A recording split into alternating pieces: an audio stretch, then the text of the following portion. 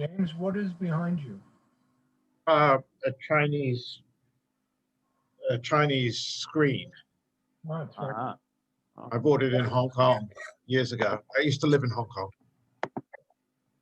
Oh, really? For how long? Was it 10 years almost? And I was 10 years also in Japan. Wow. So Really? 10 in, Can yeah, you speak it? Can you speak Chinese? Sisu, a little bit. Cantonese. Seems like Oh, a very Cantonese? difficult language to learn. Um, no, I'm not sure that's quite, I mean, I should have done better, but I think it's not quite that difficult. Once you get past the tones, and the tone, effectively, it has more vowels than in English, but it's No, that's it. The sounds are very, I think, challenging versus, like, say, Russian, you have all counted syllables and they're always spoken as they are spelled. Um, I don't know how that's indicated in Chinese, but the tones are what's challenging, especially Mandarin. I mean, to be quite, oh, well, Mandarin's actually got less tones than Cantonese, but you don't have to get the right tone in every word. I mean, Excuse me, James. I just wanted to ask Aaron. So I'm gonna make you co-host, okay? Oh, okay, yeah, sure. I mean, we can keep talking. I'm just cleaning up like a All right, couple of but I'm gonna slides. make you co-host so you could present Okay. later on, right? Okay. No, but keep talking. I Oh. need like a couple more minutes, and Good. we'll let Okay. everyone else come in. All Anyone right. else So, coming in. James, are you familiar with some early Chinese history? somewhat. I mean, somewhat, yes, but Like not Cao much. Cao and the Han Dynasty? Yeah, I mean, frankly, that came from the Met rather than being when I was out there. I mean, Hong Kong was an extremely exciting place to be in when I was in my 20s. And in my 30s, I was in Japan. That was a little bit hard work to learn Japanese. What were you doing, James? There. Working for Citibank, Uh, which has been most banking. of my life. Foreign exchange, yes. Oh, I see. Yeah. Not MI6. What? No, come on. No, I don't think MI6. Yeah. Yeah. But Hong Kong was, I think it was really created mostly by British, right? I mean, Well, it's they a really started this as a major. It was like a village maybe there, right? it has a unfortunate history there. The British do, for gunboat diplomacy, Right. Right. and B for getting people addicted to opium. Right. There's an American comedian who's no, it's not American. It's a British comedian in the States, and one of his lines is that wherever you go in the world, as a British person, in any museums, anywhere, you walk out with a huge sense of guilt. It's the legacy is not very good. Yeah. Yeah. Well, James Clowell wrote this Taipans, which is a fantastic novel about the Yes. whole thing about the Hong Kong. I mean, I've read that. Yeah, I'm sure. How else? Yeah, Well, but you- I, by the way, I mean, I sound English, but actually I was born here. My parents moved to England when I was young. So you're like John Major. Really?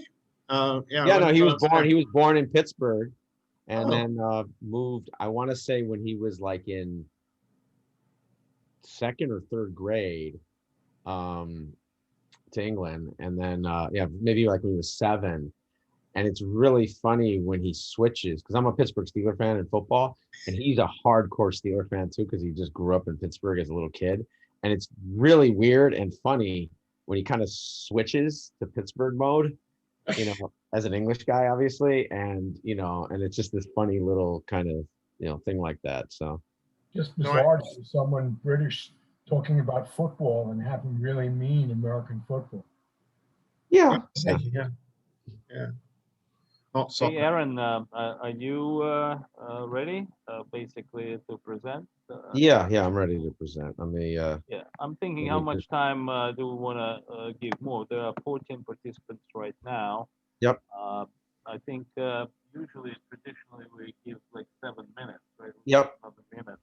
So not 6, So- not 8, but 7. No, I'm missing. Well, one. I don't know, whatever. I know. I'm just Uh, playing around. Yeah, so I guess whenever you feel like starting, Yeah, I'll give everyone like see if we get anyone else in the next you want to give it a 10 minutes yeah, altogether? a couple minutes, and you know, we Okay. usually have a good little conversation. You know, that's the thing I noticed when, you know, it's like almost a year we're doing these things, or everyone is, that these things get like, it's like classroom where it's so discreet and like, you know, and there's not just time to sort of hang out a little bit, which I think is kind of nice to have a little bit of that for, you know, which I think the only place it makes sense is in the beginning, because people want to get out after it's done. Well, we all sometimes hang out after. I mean, for those people who like to socialize, that would be probably the right way to put it. Yeah, what are we going to do when we are eventually allowed to, or it's eventually safe, in our opinions, to meet up again? I don't know. I mean, I've been talking to friends about this, and I think the best thing to do is sort of a blend, right? Like a hybrid, because there's people now from all over the place. So, you know, it would be kind of nice to have them still continue and be able to sort of, you know, participate, even if they're not, you know, in New York or in the region. Yeah, maybe alternate. Yeah. One physical, one Zoom. I think Exactly. that And in would a make weird sense. way, I mean, if you want to be objective about it, when things open up, you know, let's be real, people are not going to go to this twice a week in person, because they're just going to be busy trying to catch Sure. up to everything else they've Absolutely. missed the last, you know, year or 2 or 5 of their life. So kind of doing it once a week in person and once a week online might actually just sort of work out for everyone, because everyone sort of gets something out of it. Yeah. Have you gotten vaccines? I haven't yet, but I mean, I I know James haven't. has. Yeah. I know James, you got both, right? So you're done, right? No, You're in the I'm J&J. trial. I'm Yeah, in you're the in the Johnson J&J. Johnson trial, so I don't know if I've got the real vaccine or the placebo. Well, they have to tell you before the EAU is before it's been implemented, not granted. They have to tell you. Well, they have said, whether they have to or not, that if it's approved, we will find out. They will tell us. Yep. They will blind us. I both shots.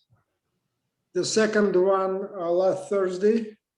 Oh, great! Congratulations. That's great. Thank you. The first one was absolutely Nothing. no, nothing. And second one. Was it awful? Well, about 12 hours after the shot, Right. I started feeling something like mid level flu, and it lasted for about another 12 hours, and then it Okay. Yeah. And that, I assume, scared you for a minute, but that's. Yeah, no, but I heard, yeah, the second shot usually gives you some reaction, but Yeah, I had the but same you're reaction. saying 12 hours, Flu shots. okay, a little bit, it's okay, but yeah. Yeah, I had the same reaction to a regular flu shot, and so it's, you know, this is a good bargain. Yeah, Mhm. sick compared to not dying. I'll take it. Yeah. Yeah. Yeah. But did you have you had your second one, Paul? Not yet. Oh, not yet. Okay. But some people have a very active immune system, Yeah. and those people really react aggressively with vaccines. I'm one of those people. And I mean, in a way, it's something good, but in a way, it's a negative because many of the deaths from COVID have been an overreaction by one's own immune system Yep. that doesn't shut off. Yeah. And it's so hard to know. I mean, we haven't, let's be blunt, we haven't created a diagnostic Right. to figure that out, right? And that's sort of this big gap, like if we're being objective, that we have, is that we just don't have that. And so we're sort of stuck, you know, guessing. I mean, like, you know, just take it and hopefully you're not one of them. And then if you are, then you run into the hospital and then they do their magic, hopefully. Yeah. So, I mean, that's truly why this is a pandemic. I Yep. mean, there was obviously nothing ready to fight the battle. Yep. You know, it just arrived swiftly and spread. All right. So well, we're past 10 minutes. I'm gonna run now. Yeah. So we don't go off the rails on COVID mode, but which is okay. Let me do my deck now. It's Just give me- back let me know when, let me know when you guys all see it. I'm gonna go off of video too, because I just can't. I mean, unless you guys want me on video, it's up to you. I don't care. I don't know if it matters. Just so I don't even see that. All right.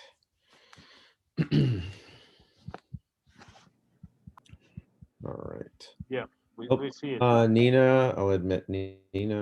Okay. I will. Don't you're gonna worry. have I'll do that. Okay, good. Yeah, because you know you can't really see that stuff well when you. No, I have a small a small window on the side, so don't worry about it. You just present. I'll let people in. Okay, fine. Sorry about that. Let me go to my deck. Come on. What the hell's my deck? Sorry. All right, let me just go to my deck here. I have so many presentations. Here we go. Okay. And I'll be on.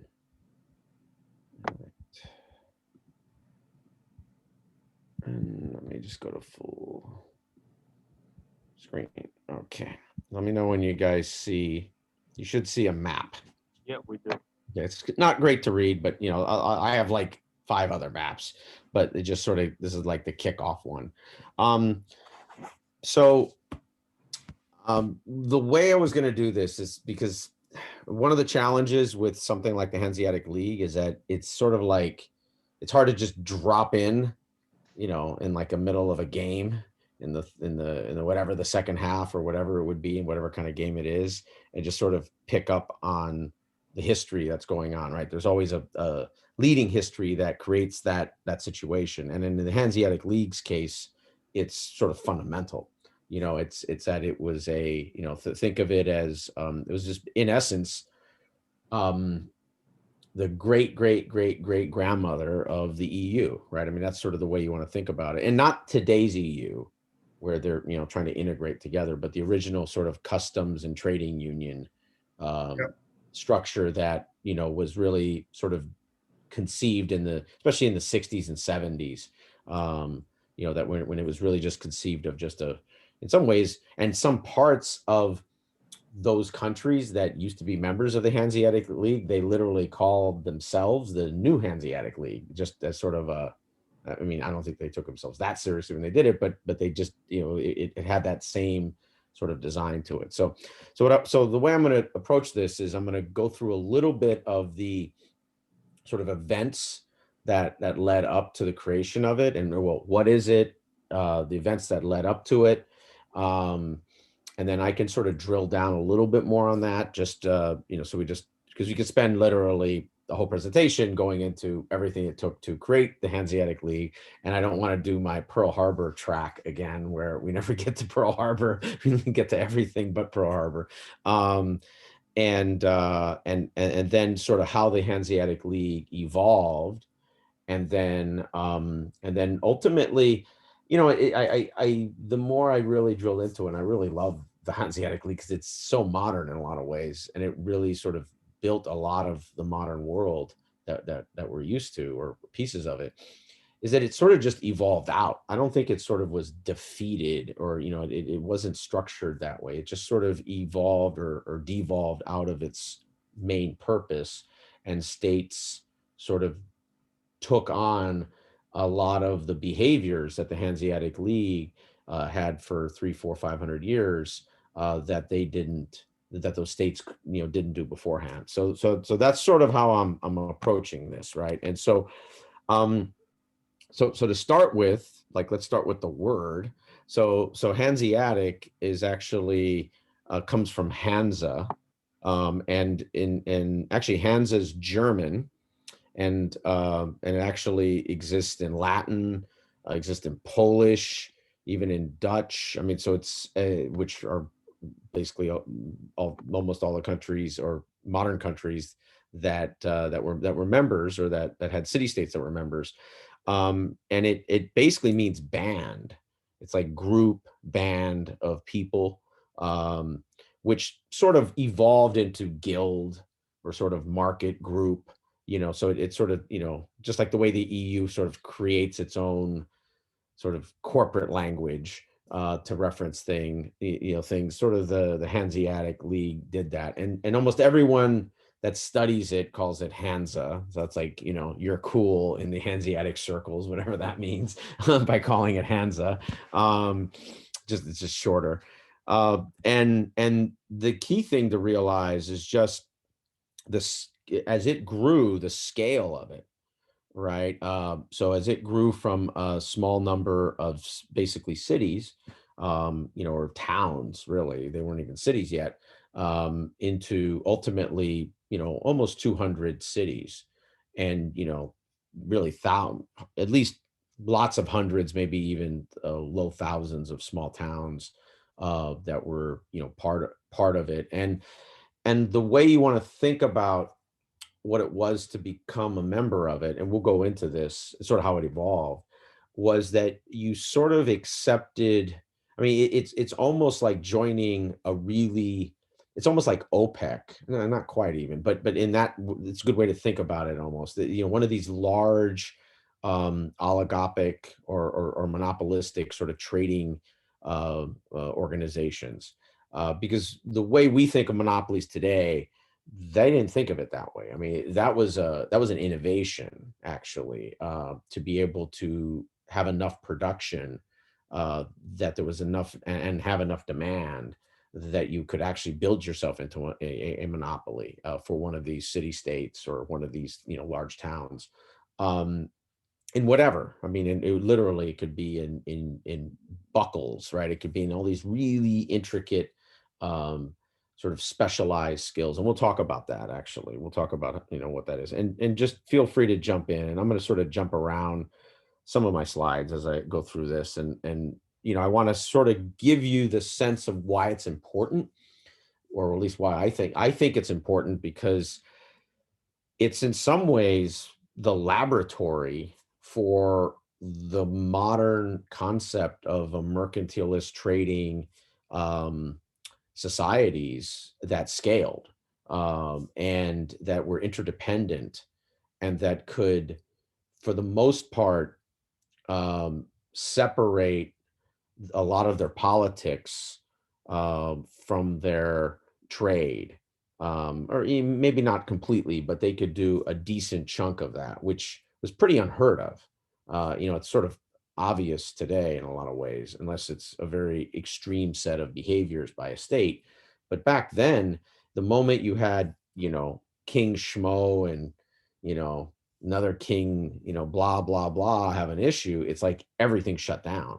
And, you know, and of course, their economy shut down, and, you know, and they were very feudal. And so basically, a lot of people starved to death. I mean, it was a pretty inefficient model. And what the Hanseatic League eventually evolved into is this sort of trading network that different parties could interface with, even if those parties had conflicts, because they could get their traded goods.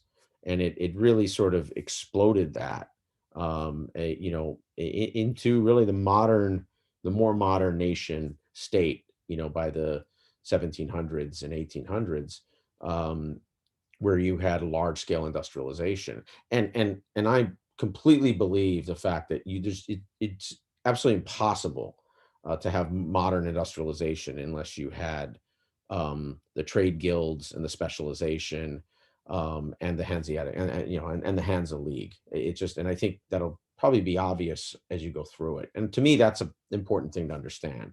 It isn't like industrialization just sort of popped out of nowhere. In some ways it sort of evolved. So, all right. So to get into a little bit of the history quickly, and I don't want to, unless you guys want to, I don't want to get bogged down, but just sort of, this is sort of the evolutionary history that gets us to the place where, you could get all these guilds going and get groups of people wanting to sort of connect together. So from the 600, basically the end of the Roman Empire, to the 1200s, around 1000, we'll kind of have it in that range, 1000, 1100s. We'll cover this for a few minutes, just what was going on in Europe and basically in all these regions. You had existing routes of trade, but they were very sort of individual. Like you had an amber route, or you had sort of a specific raw material or specific finished good that was produced. And so what you had is you'd often have one or two or three powers, or they became powers because they traded in an individual set of a handful of raw materials, salt, whatever. But it was not a very, let's say, big catalog. And so it didn't really scale very much over time. It was very incremental. And you had this shift over time into the Viking age. The Vikings are critical to the development of the Hansa, in that there's sort of like two Vikings. There's like the cool Vikings that went into England, right? That they create that modern, England. And then there's sort of the Chaos Vikings that basically tore apart, enormous parts of the Baltic area and basically laid waste. And so you had a lot of these sort of cities. They couldn't even be city states. They were just sort of raided towns, and they were completely sort of, pulled apart of any value that they had. And of course, people wouldn't want to live there because it was, on top of it being sort of economically miserable, it was very dangerous. The Vikings would capture slaves from there, or create slaves from there. You had air braiders, because these places were so unprotected that they captured slaves, over 1 million actually, which I didn't know that actually, over a few hundred years. So, as Charlemagne and, sort of became this huge, super emperor of the Holy Roman Empire, of the Franks, and then in essence evolved into the Holy Roman Empire, you had this implementation of the church hierarchy, which, basically slammed a church into every place that had any population in it that made any sense. And then the moment you created a church, a cathedral, you had to, number one, you didn't create it, you had to build it there, right? You didn't ship it. So then you needed to develop some artisans, you needed to sort of develop some minimal services around that. And then the church became the square, where often you'd start to have very early marketplaces redeveloped, because obviously there were marketplaces before, but you had this complete breakdown. And so one of the big advantages they had, and it's sort of the concept of a resource curse that you have today, like if it's like one of the more dangerous things to have in the modern world is one huge natural resource, because you just emphasize that and you often don't develop very much. So one advantage the whole coast had up there is, outside of fish, there just weren't really a lot of substantial natural resources there. So it evolved into skills because that's all there was, right? I mean, you had to create something with something else. And that didn't happen overnight, and we'll go into that. But so as these towns, as you had taxes collected, you had, the standard sort of imposition of the Holy Roman Empire and sort of the standardization. And they were they were very large in trying to standardize things. Standardize the taxes, the tributes collected, the offerings, just everything they could. You then started having, basically tax collectors, and where you had that, you had to have, you started having very early, financial arrangements. But the church was really dominant in that. We'll talk about that because that was one of the hindrances that you had. So this is sort of a quick, kind of like the quick run through slide, and then I'll get into sort of more detail. So, and please stop at any time. I don't need this to be a lecture, but this is hopefully for you guys to maybe gain some appreciation of them.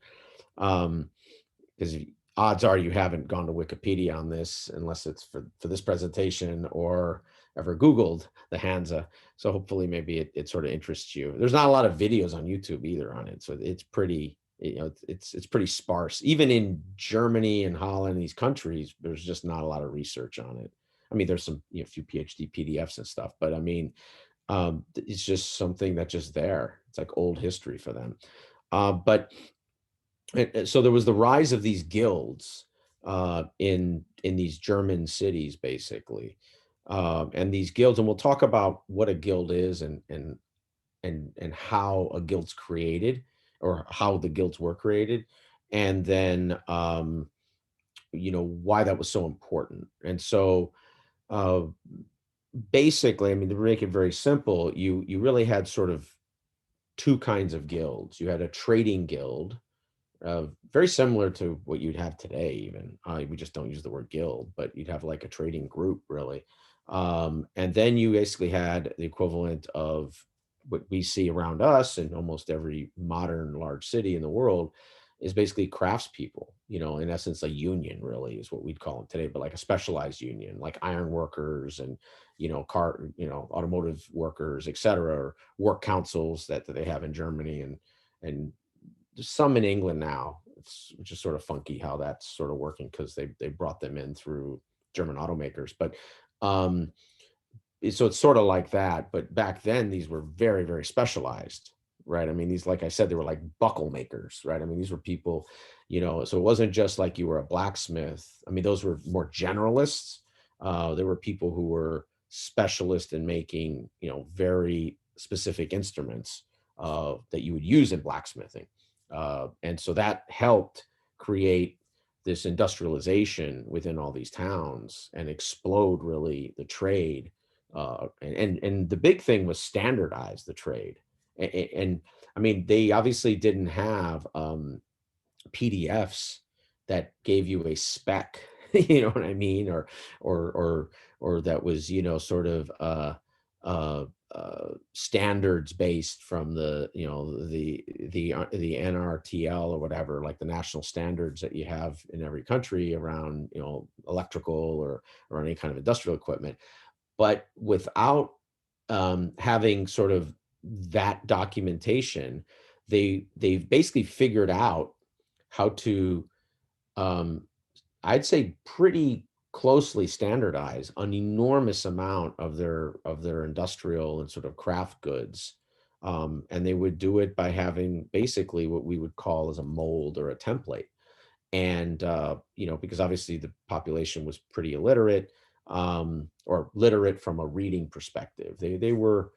I would say they were what you would call sort of mechanically literate. I mean, so there was a very large mechanically literate population. The ability to use tools and know the relationship of the tools to the output that you want to create, and how you would use those tools to create that, sizes, etc. But a lot of you know, a lot of those standards were created through the Hansa. So so another part of this was, which is sort of funky. It was almost like a non-state. I mean, it really was a non-state actor. Not that there were hard states like we have today, but by the definition of empires then, it was sort of a non-empire actor, might be the better way of putting it, because they had their own ships for trading and they had their own security, right? Very much like during the Gilded Age in the United States, where you had the Pinkertons and you had these sort of, in England, you had those two, where you had these sort of special private security, you know, organizations. You basically had a version of that that would accompany their trade, you know, across the different cities or towns. And the big thing they created also was basically their version of a trading constitution. Basically, it didn't get into, you know, sort of social behaviors at all, or religious behaviors. It was literally, you know, built around, you know, basically complying with each other's existing sort of trading arrangements, and basically you could say early contracts, and not disrupting that. And more importantly, creating a dispute mechanism. That was really a massive innovation. And they had their version of a, you know, it wasn't like a parliament or a congress. It was called a diet that met, you know, sort of infrequently. And then they would sort of bring all their stuff up over that, you know, that few months, every maybe 3 years, 5 years, something like that. And then they would sort of resolve them, or as many as they could.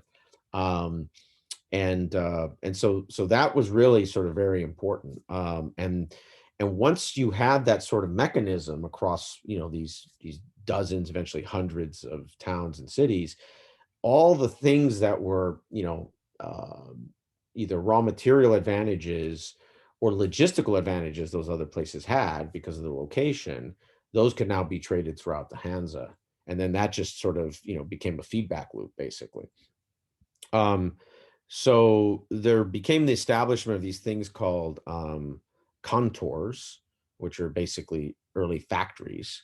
And that's where you would, I mean, by today's standard, you'd almost look at them as like, you know, how almost a lot of cities in the world try to have these sort of startup, you know, buildings, right, where you put a bunch of startups in them, and they're all kind of doing different work, but they're all relying sort of on the same, you know, on the ecosystem in the building. You had a lot of that. So you would have, you know, leather workers, and steel workers, and, you know, ironsmiths, and you know, what you'd call basically fabricators, whether for wood, or, you know, all the different kind of material classes, and basically near usually a water source, which probably wasn't very environmentally friendly, but you know, relative to the challenges of the 1200s, I think they, you know, that was the trade-off they were comfortable with. You know, you had all that sort of manufacturing going on, and that would be typically near that large water, you know, water source, basically. So then you could begin developing a trading port, or a shipping port, I'm sorry. So you'd have a shipping port near that manufacturing site. Oftentimes that would be different than the trading port, where the goods would kind of come in and out. And then the raw materials would only go to that shipping port, where you had a lot of that manufacturing, which by today's standards, I mean, that's what China does that a lot. I mean, all countries all over the world do that, but that was pretty radical as a set of standards that they could develop. And what made this really important is that someone who was an expert at something could move somewhere else and sort of drop right in. And even if they didn't have sort of the same background, you know, ethnically, linguistically, et cetera. And it really promoted an enormous amount of sort of sharing of you know, talent and resources and markets, et cetera. So I talked about the Hansa Diet, the treaties they created. They were really you'd almost call it a business trading diplomatic order is really what it was. Now, they did have what I would say is a very impactful small military capability to protect themselves and also to project sort of power if necessary. But they were not a sort of military first approach to trading because they really weren't a unified empire in any way, shape, or form. It was very organic in terms of how they developed. The other thing was the imperial cities that, i.e. the empire cities that were members, we'll talk about that because the biggest cities like Bergen, London, Lubeck, Novgorod, those were sort of like the big four, and they sort of had clusters of dozens or hundreds of small towns around them. Those big cities, I mean, really in a lot of ways, those big cities were the reason they succeeded and ultimately the reason that sort of just evolved past them, because as those states were sort of developed going into the 1600s and by the 1700s, those were full-blown nation states and they didn't need the Hansa really anymore. Or they didn't think they needed it. And we could kind of talk about that later. But so one of the things that the Hansa did, like I explained, was the local state structure. So there were a lot of places that really didn't have a lot of imperial resources, right? And the Hansa kind of offered a kind of a turnkey toolkit to get your town up and running as a trading area over time and be able to bring in, lots of trade, lots of different people, et cetera, and develop your area and develop your resources, whatever the ones that you had there. And the big thing, it wasn't just that it created a marketplace, but it created these sort of charters. It created this structure, because remember, we're coming out of that feudal, or we're still in the feudal eras. So it was really about, and we'll talk about this, about trying to guard against the feudal relationships, the princes, the bishops, the lords, because basically they were what you would call, by today's sort of standard, very anti-trade oriented, or trade was a byproduct as sort of a last step of everything else being met. It was very zero sum with them. And the Hansa, that was part of the creation of the Hansa, was to counter that. Oh yeah, and now when you get to sort of the labor structure, so one thing about this, which by today's standards we'd look at it as being incredibly oppressive, but from the world they were in, I mean, this was the invention of what you would call the non-extreme poverty class. I don't know if you want to call them middle class by those standards, maybe lower middle class or upper poverty. That's probably about right. But the world was basically 95%, extreme poverty or some fluctuating in those ranges. And the Hansa cities weren't. I mean, you had very low extreme poverty. You might have people based on their trades were very sort of class based, but they were in another class besides extreme poverty, right? So that was a pretty substantial improvement. A bunch of sort of the market mechanisms, which we know at some level don't work today, but they worked then because in some cases you just didn't have a market. So they would set, prices, they would limit competition, they would sort of regulate, they would try to balance the trade and regulation, in terms of what was produced, where it was shipped. And obviously when you understand economics, a lot of that will always struggle, but relative to what they had before, where, you had vast swaths of these populations that just, it had nothing or almost nothing, or, basically subsistence. This was a massive, massive improvement and gave them a path to a pretty stable environment. And a couple of things that were interesting about this is that, and it makes sense, the marriage, you started having these sort of crossing marriage agreements. So in the same way as all the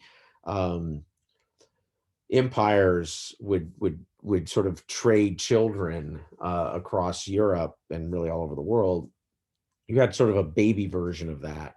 But it was way more informal, right? It was much more practical and sort of strategic.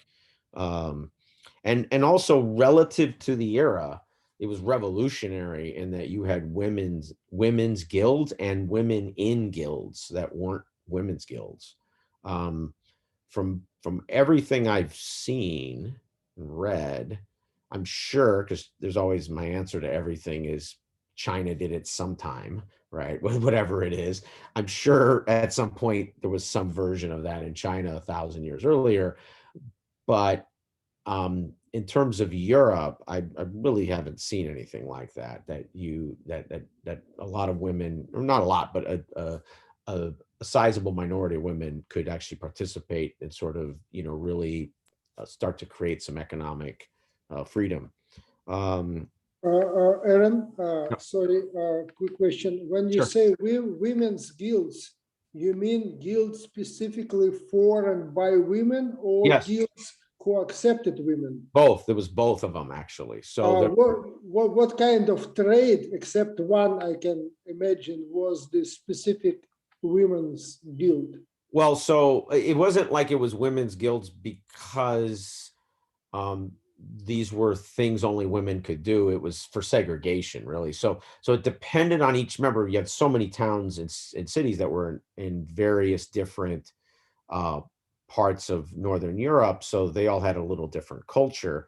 So there were some that were a little more, by those standards, progressive, and some that weren't. And so in some that were a little more progressive, the women could be in part of one of the men's guilds, and especially like one of the things that you don't think of, or maybe it wouldn't matter, but a lot of the what we would call food processing, right? So salting, and which is it was huge, right? Because once these coastal areas were safe, from the Vikings, they could go back to fishing. They could go further out into the Baltic and fish, and they could use all these waterways, these north-south waterways. Whether it's down the Volga or down, all the river systems that go north and south.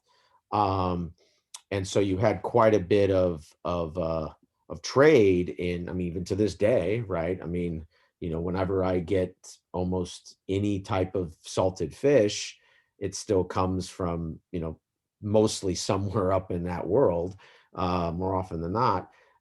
So you had that. And so women were sort of expert salters, right? I mean, it was like I forgot what the German term for that was, but it's one of those long, crazy German words. But so you had those type of things.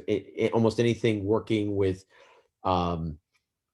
sort of materials like not non-tanning, right? So non-tanning, but even post leather materials, a lot of women would work with, and then anything that was sort of cottons or any type of softer materials, because obviously we were in the very early stages of early mechanization, right? So it was still very hands-on work, but the one thing we were doing, or they were doing, is they were creating lots of implements, right? So even if it was hands-on work, you would have these sort of implements, these different types of hammers or specialized pikes or whatever, which, by today's standards, obviously a lot of this stuff's all automated, but compared to the alternative back then, this was like the most cutting edge plants that you had. So that's the type of work that women did, and Okay, there's quite a thanks. bit of it. Go ahead. I'm sorry. I said thanks. Oh, okay. Oh, sure. And then here's a few sort of references. So Frederick the First in 1188, sort of the first reference to this, to Lubeck, where basically a charter is granted for the rights of that duchy, and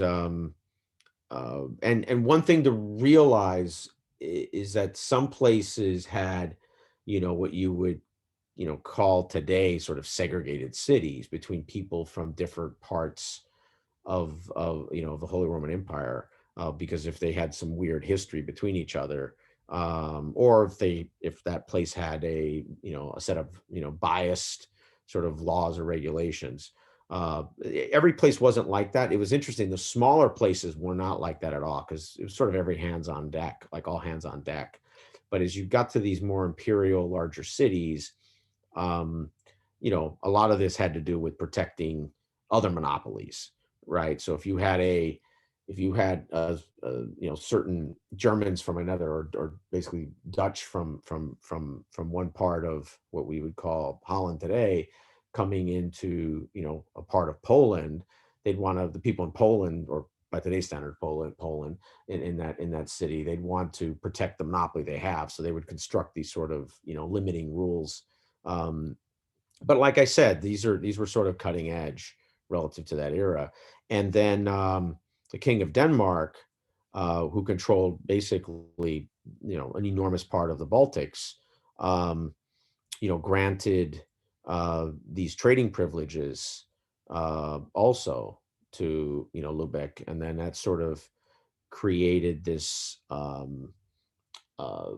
it sort of created the velocity. It sped up the process pretty dramatically. So in the end, the thing to always realize is that the Hansa was a function of the large imperial powers. The Hansa couldn't exist without imperial powers accepting their existence. But just like you can with such a large network, if the imperial power picked the wrong sort of specialized thing to go after, the Hansa might have enormous power in that, right? If an imperial power wanted to regulate, one material, one raw material, that ultimately probably wouldn't work more often than not, from everything I read, because it just was the Hansa was just too powerful in that, because it was so dependent on it. And so they could just make it 99-1 in terms of the relationship, because everybody else would say that's crazy. Then we're not going to trade with you on these, this list of 600 things. And then usually that imperial power would back off.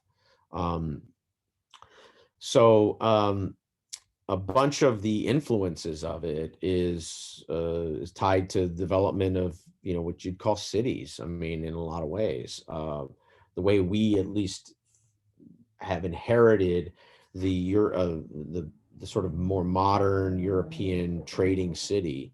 Not that there weren't cities, obviously, for thousands of years beforehand, but one that was very developed around specialization, around trading, around sort of this supply chain almost, right? This sort of assembly line.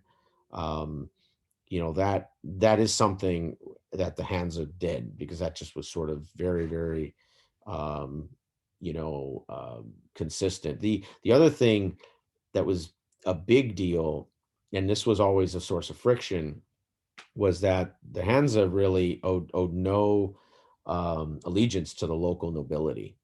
So there was really a conflict there, and the Hansa was smart about how they would manage this. They would, if they could, they would just allow, the emperor to kind of make that decision. But if the emperor didn't want to make that decision, because it's a noble that's important, for that emperor, the Hansa would often just be smart enough about it and sort of back off and sort of accept some of the little bit of taxing that might create, and then eventually that noble would pass, or they would sort of do a little more Machiavellian stuff and sort of cherry pick some of the other maybe the children of the nobles, maybe they'd marry one of them, they would sort of fragment that power. So we talked about, go ahead, please. Sorry, another question. Yep. Who was managing all the operations of Hansa? Did they have any committee, any chief? Yeah. Or You know, the answer is no, but. So you had this diet that met regularly. I mean, sorry, not regularly, semi-regularly. Let's say every three to 5 years. And it was everyone in the Hansa. It was a big deal, right? It would be like, you know, I mean, I don't know. We really don't have anything like that. I mean, maybe the way, for those of you that remember this, the way sort of the GATT, you know, in the 90s, and then the WTO, right? These like mega super agreements. The difference is those take decades. The Hansa would sort of do theirs pretty quickly, like in 4 years, and they would sort of sort out most of their problems. And then that becomes that new writ, and then they would pass it to the big four, right? Lubeck, Bergen, London, and Novgorod, and they would stamp it, and then that was sort of law of the land when it came to trade. And you didn't, you know, you didn't cheat that. If you did, there were repercussions, whether financial, whether criminal. You know, whether you could be banned. There was a form of a banning of trade, which was sort of, that was a bad thing to get, you know, because that meant you definitely, you know, what you did wasn't an accident or a But let's say somebody has a complaint. Where would he submit? So the local council would basically mitigate that you know, complaint, and once they pass their sort of you know, dictum, then that was sort of law. You had an appeal process, which was in a weird way sort of like our appeal process now, right? Most appeals don't go through, very tiny number do, and they sort of had a precedent system. So, you know, and those appeals only went to those big, basically all the appeals went to the imperial cities. And so the imperial cities wanted to have precedent, you know, obviously. And then if it was that significant, it was in conflict, like between two imperial cities, then that would get resolved in the diet every, let's say, 4 years. And who were the members of the council, for example, local council? So the local council will be made up of your merchant guild, either a proxy set of representatives, which when it got big enough, that's what would happen. If it was a smaller town, you know, you would almost look at it as, like, pretend in the modern world, if you had a concept of sort of, or I mean, I guess in Russia you sort of had this, but of an economic city manager, right? So they would sort of have a version of that. It was sort of the, you know, they didn't have trains, but you know what I mean by this, like, you know, keep the trains running on time, you know, keep things smooth, you know, keep things going. So they would be a member of it. You'd have, based on what they did in that town, the more powerful trade guilds would be on that committee. And then you would also have, and this was, I think, pretty innovative for that era, they would have the members of those labor guilds, basically, at least 1 or 2 of those representatives. And what was key is you did not, I mean, there were some that did this, but they didn't have to do this. These were not church based. So this operated outside of the church. It really sort of, you know, it basically defanged all that church power, because the financial mechanisms that were used ran completely against the church rules around usury and interest and so on, because they would charge interest. And they basically created the first sets of insurance, you know, created these you know, I mean, not that the Chinese didn't do this 1,000 years earlier, I'm sure, but at least in Europe, these letters of credit, these, and not just sort of one-off, but, you know, like as a mechanism. And then from that, you could obviously, you know, buy goods, create some supply, create some inventory, right? You could grow what you were doing pretty effectively. So and the other thing they did with disputes, which I found this was really impressive, the same way as you sort of have, well, actually, in some ways you don't even have, the way you have like arbitration and civil court here, if it's commercial, because you rarely have a criminal, you can't really sue someone criminally. I mean, you sort of can, but it's like very rare. You know, if it's another, you know, if it's one entity suing another. But so the disputes would be taken sort of in this this arbitrator model, which is where almost all the disputes, which is all a little tiny stuff, basically, all a little like, you know, you were late by 2 days, I don't want to pay your difference, or, you know, all that kind of, you know, I would say annoying level that was taken care of there. And if there was something more fundamental, like I bought this expecting it based on what you said you would, you know, produce, and I didn't get that, that would go up to this more civil court kind of council that would then, you know, figure out, you know, who was, you know, who was in the right and who was in the wrong. And when they laid down that writ, that was the fact. And one of the interesting things is that you really couldn't get out of it. There wasn't bankruptcy. You couldn't really run. I mean, so you had to fix it, basically. And so it created this very important, I think, a set of, you know, social contracts between people to actually give them what you said you're going to give them, and then, you know, and then as the buyer, make sure this is exactly what you really want. And so there's a creation of a term which we've turned it into something completely different. It was called a masterpiece. So you would produce a masterpiece, and that's not a piece of art by Picasso. That would be made by, and we'll get into this, that would be made by a master craftsman. And that was called their masterpiece. And then you would check the masterpiece out and say, yep, that's what I want. Give me 50 of them or 20 of them, whatever. And you would keep the masterpiece, and they would stamp it. And both sides would stamp that masterpiece. And then that was sort of your contract, basically, that said, all right, that's what I'm expecting to get.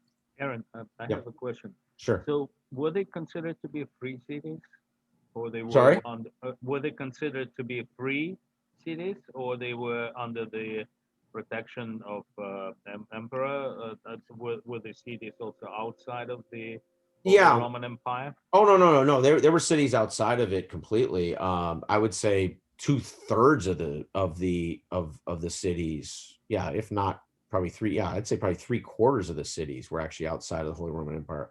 You know, because you had these four mega, you know, these sort of, you know, super cities, right? London, Bergen, Lubeck, and Novgorod. They were sort of like the, you know, think of them as like the Shenzhen kind of, you know, Rotterdam, you know, like the major trading centers. Were they free? Were they like independent? Oh, I'm sorry, free. No. Those cities were in, well, they were, no, they were under some imperialness, whether it was, you know, in England or the Holy Roman Empire, or the Lubeck was a little different, because of the relationship between the Polish Lithuanian and the King of Sweden. And, you know, sort of, there was this, it was almost like Hong Kong was for a long time. It was sort of accepted that you're not going to mess with Lubeck, right? Because it was like this special thing that no one wants to go to war and just sort of tear the place up. But how did they handle, like, if they were within the countries, right? They were not Yep. entirely free, but they had their own like law, like they had a kind of Hanseatic League. They were Yep. on the agreement. How did they handle the military conflict between their countries? Well, so that's actually a great question. So one of the things, so I think I don't know if we did we ever do the Teutonic Order? I thought we did. Yeah, we did. Yeah. Yes. So the Teutonic Order, so you almost want to look at it as the same way they emphasized lots of specialization when it came to trade. They did the same with security. So they would contract out, or the imperial power would contract out to the Teutonic Order, or the Teutonic Order would run that town or that city, you know, and provide security, or they would get retired members of it. or they would get retired members of whatever that military force was. So they sort, I mean, it's sort of like a, if you sort of fused a defense contractor with like Amazon today, you know, and if you can imagine like a defense, you know, like a private military company, cherry picking ex, retired SAS and Delta Force and SEALs and whatever, to sort of, act as this, this very small, compact, but incredibly effective force, very, very, very explosive force. And that's what gave them a lot of authority and legitimacy, is they didn't throw that weight around very much. It was very rare. But when they did, it was incredibly effective, and it was very well paid. I mean, they paid, this was a coveted job. If you were not a tradesperson and you were sort of an old world, let's say, heavy or musclehead, getting a job in one of the Hansa's, basically, security forces was extremely coveted. I mean, it basically paid middle class wages, for that era. And what about if there are like two cities within the league? Yep. Are they on the opposite side of the war because of the countries? So that's a great question. So what they would do is you had two kinds of agreements. You had one agreement was that regardless of what happens, we're going to trade, and the imperial power. It was sort of weird. They would just sort of bypass this because they all sort of recognized how important it was to have the Hansa, leagues, resources, right? All the traded goods. The second one, and this is where the Hansa was really smart, they would make, military equipment, shields, swords, bows, etc. And so and they would sell them across, various different, duchies and different unions that were out there. And so it wasn't in anyone's interest to kind of knock one of these towns down. And also in some ways, they were so scalable. They had availability, as you would call it in technology today, right? Because they if you stamped one out, it wouldn't matter, right? There was 100 more, hundreds more that could make that same thing. So the powers that be, for the most part, left, I'd say 9 out of 10 or 4 out of 5 times, these Hansa. And if things got bad enough, that was another thing they had in their diet, in their agreements, is that if there was a disruption in one town, everybody else has to accept the people of that town into other towns, like the craftspeople and the guilds and so on. What And if they're on the country that is in war with the country where your town is located? I mean, so if you're obligated, let's say you drafted people from this town as drafted, and they're attacking another town of the Hanseatic League. I mean, yeah, I mean, you had a, you definitely had some of those as more like one-offs, but that was not, it did not break down like it broke down in what we call the Dark Ages, the 5, 6, 7, 800s, where you would just have war, like Hobbesian all versus all type of conflict. So, I mean, you had these sort of one-offs where that happened, but it was not regular at all. So, you did have some crusades that went on, obviously. But, everybody was pretty, not everybody, enough people were rational relative to that era that just trying to destroy one of these Hansa towns, number one, it didn't really, all you did is make yourself poorer. And people understood that, because it isn't that you stopped the activities of Hansa, all you did is stop your beneficial activities with Hansa. And the Hansa, and this is the thing the Hansa did, is they would put down these, they call them black writs. If you got one of these, like, you're done.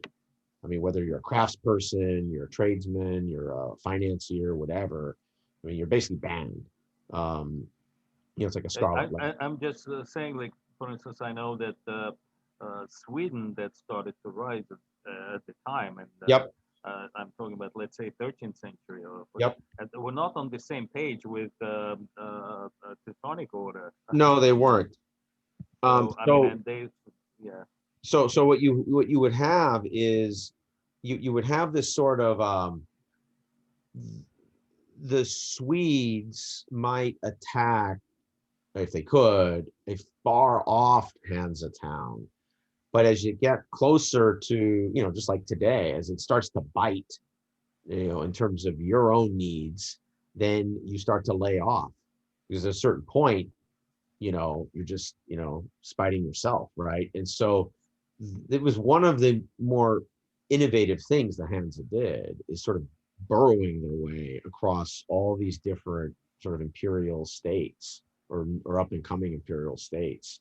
And there were exceptions, but on the whole, it worked. I mean, it really did. It lasted basically, depends on how you measure them, between 300 and 600 years, right? Or 500 odd years. So it was, let's say in the middle 400 years, which is, for a trading network is that isn't trading in one good, right? You can understand how a trading network trading in one good could last maybe a lot longer, but a pretty modern, complex trading network.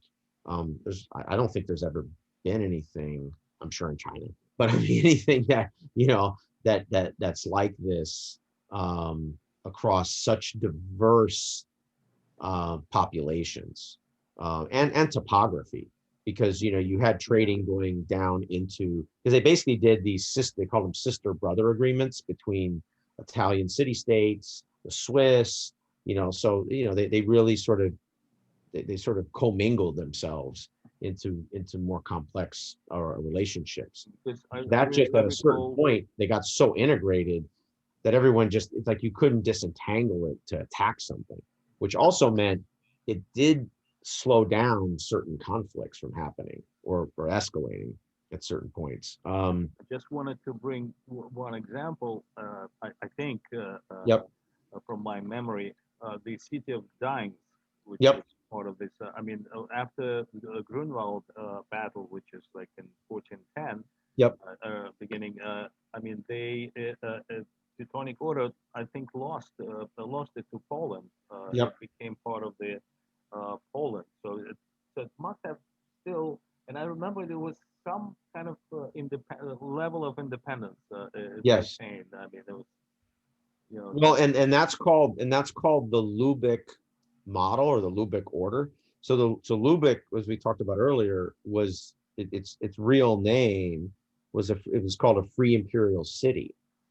And so it basically, for that era, it was as independent from royalty as possible. Let's put it that way. And she was called that the queen of the Hanseatic League was, what it was defined. And and as the free city of Lubeck, as the name, that lasted all the way until 1937, until the Germans basically. And so, 1226. So, it was 700 years. So there was a pretty, and a lot of places wanted to adopt that form, because there was different forms. So there was the Lubeck model, there was the Bergen model, there was the Novogorod model, basically, and each of them were a little different. Each of them sort of had a little more bite or a little less bite, whether when it came to how sort of free they were as trading cities. There was these. So the thing that's important to realize is that you didn't just have specialization and sort of gilding going on with merchants and with tradespeople and craftsmen and so on. you also had this when it came to these orders, as they're called, like there's a Tonic Order or the Livonian Brotherhood, etc. And they acted as this sort of, like I said, sort of security order almost. And and they all sort of cut their own deals. Everyone sort of cut a deal. And the other thing that you had was, the between the 6, 8, 900s, somewhere in the order of 60% of European population were serfs. And this process in the Hansa, basically eliminated almost all of that. I mean, you basically had a path that if you did like somewhere between none to 3 years of work, you were sort of released from that contract. And if you agreed to, go down an apprenticeship, it was pretty much automatic.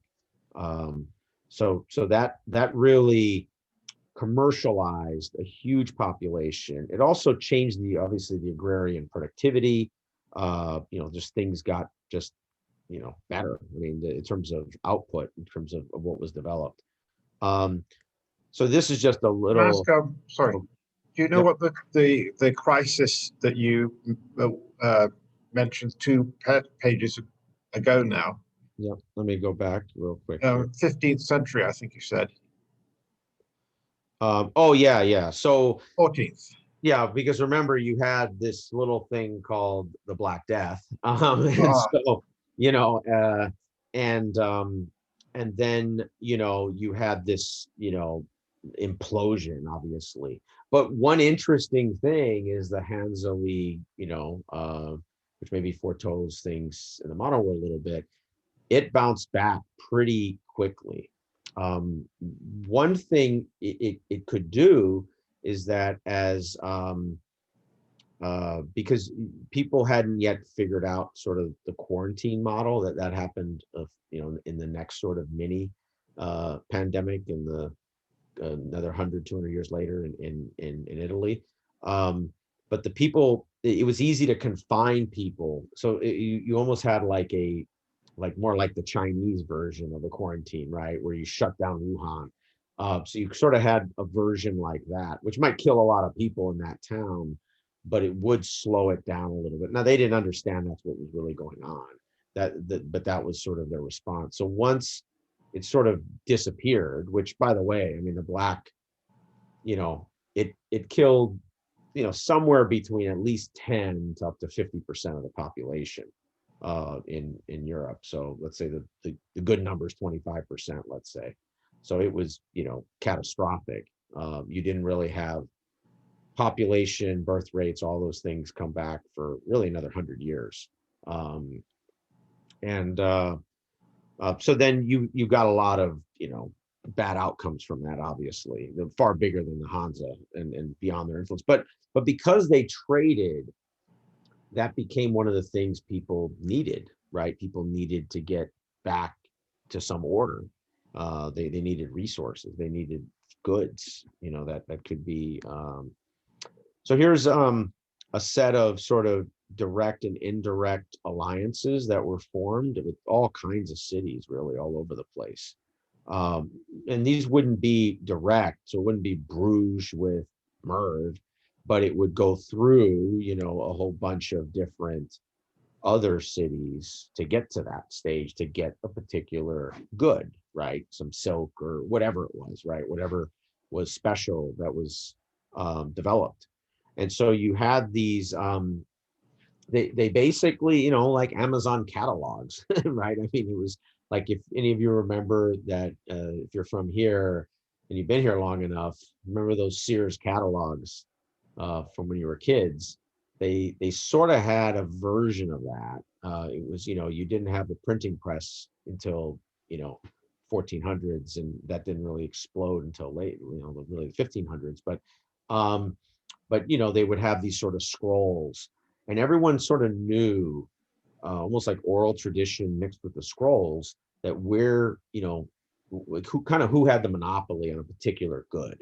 And if that's what you wanted, then when that sort of order went in, and it was much slower, but it happened.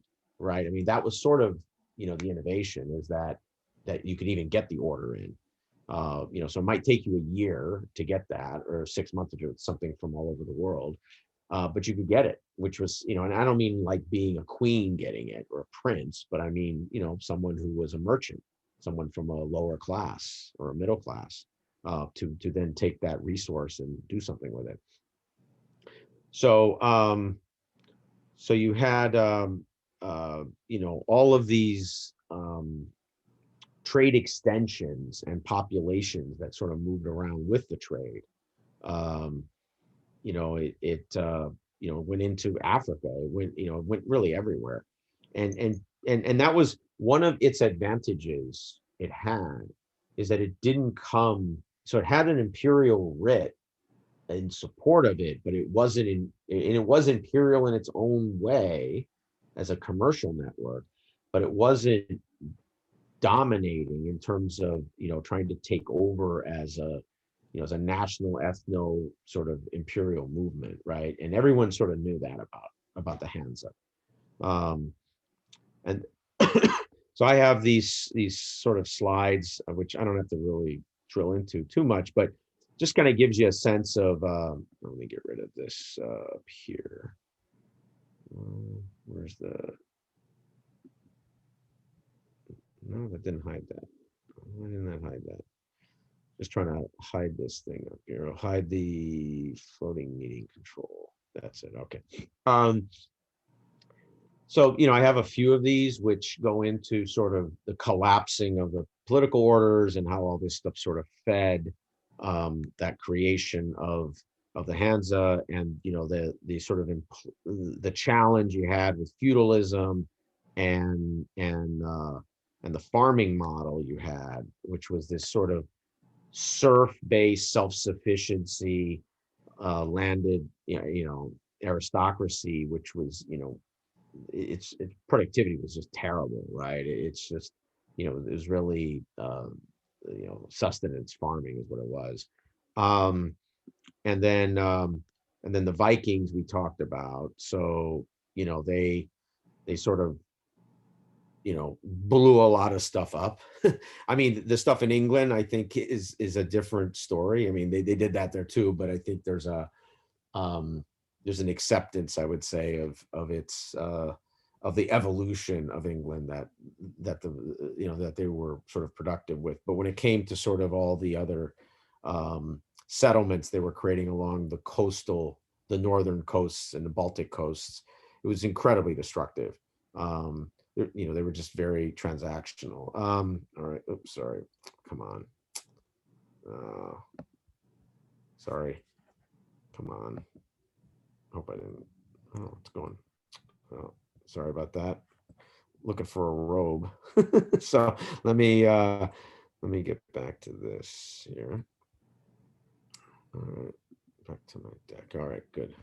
Oh, I get my floating guy again. All right. So all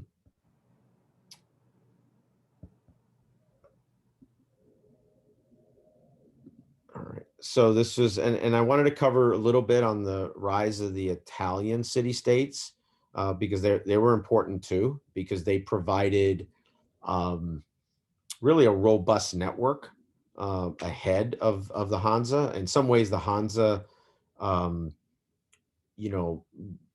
had some of the Italian city-states as templates. I mean, or maybe let's say aspirational.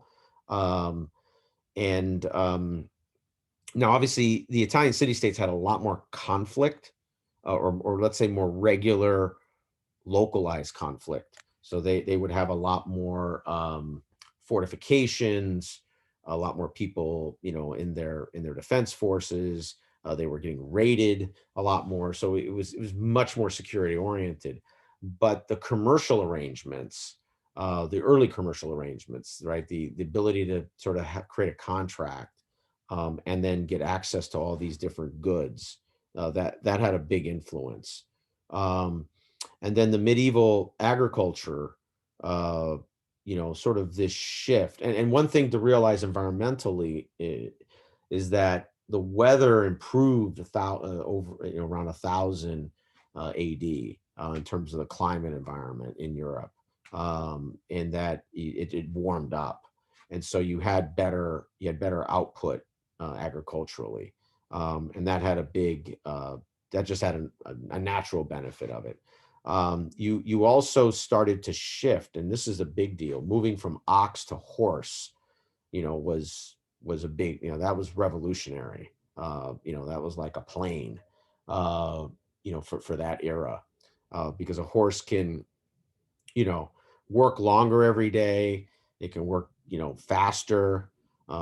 It can work, in a more powerful way. So, I mean, typically horse compared to ox, is at least 2 to 3x what you get out of an ox.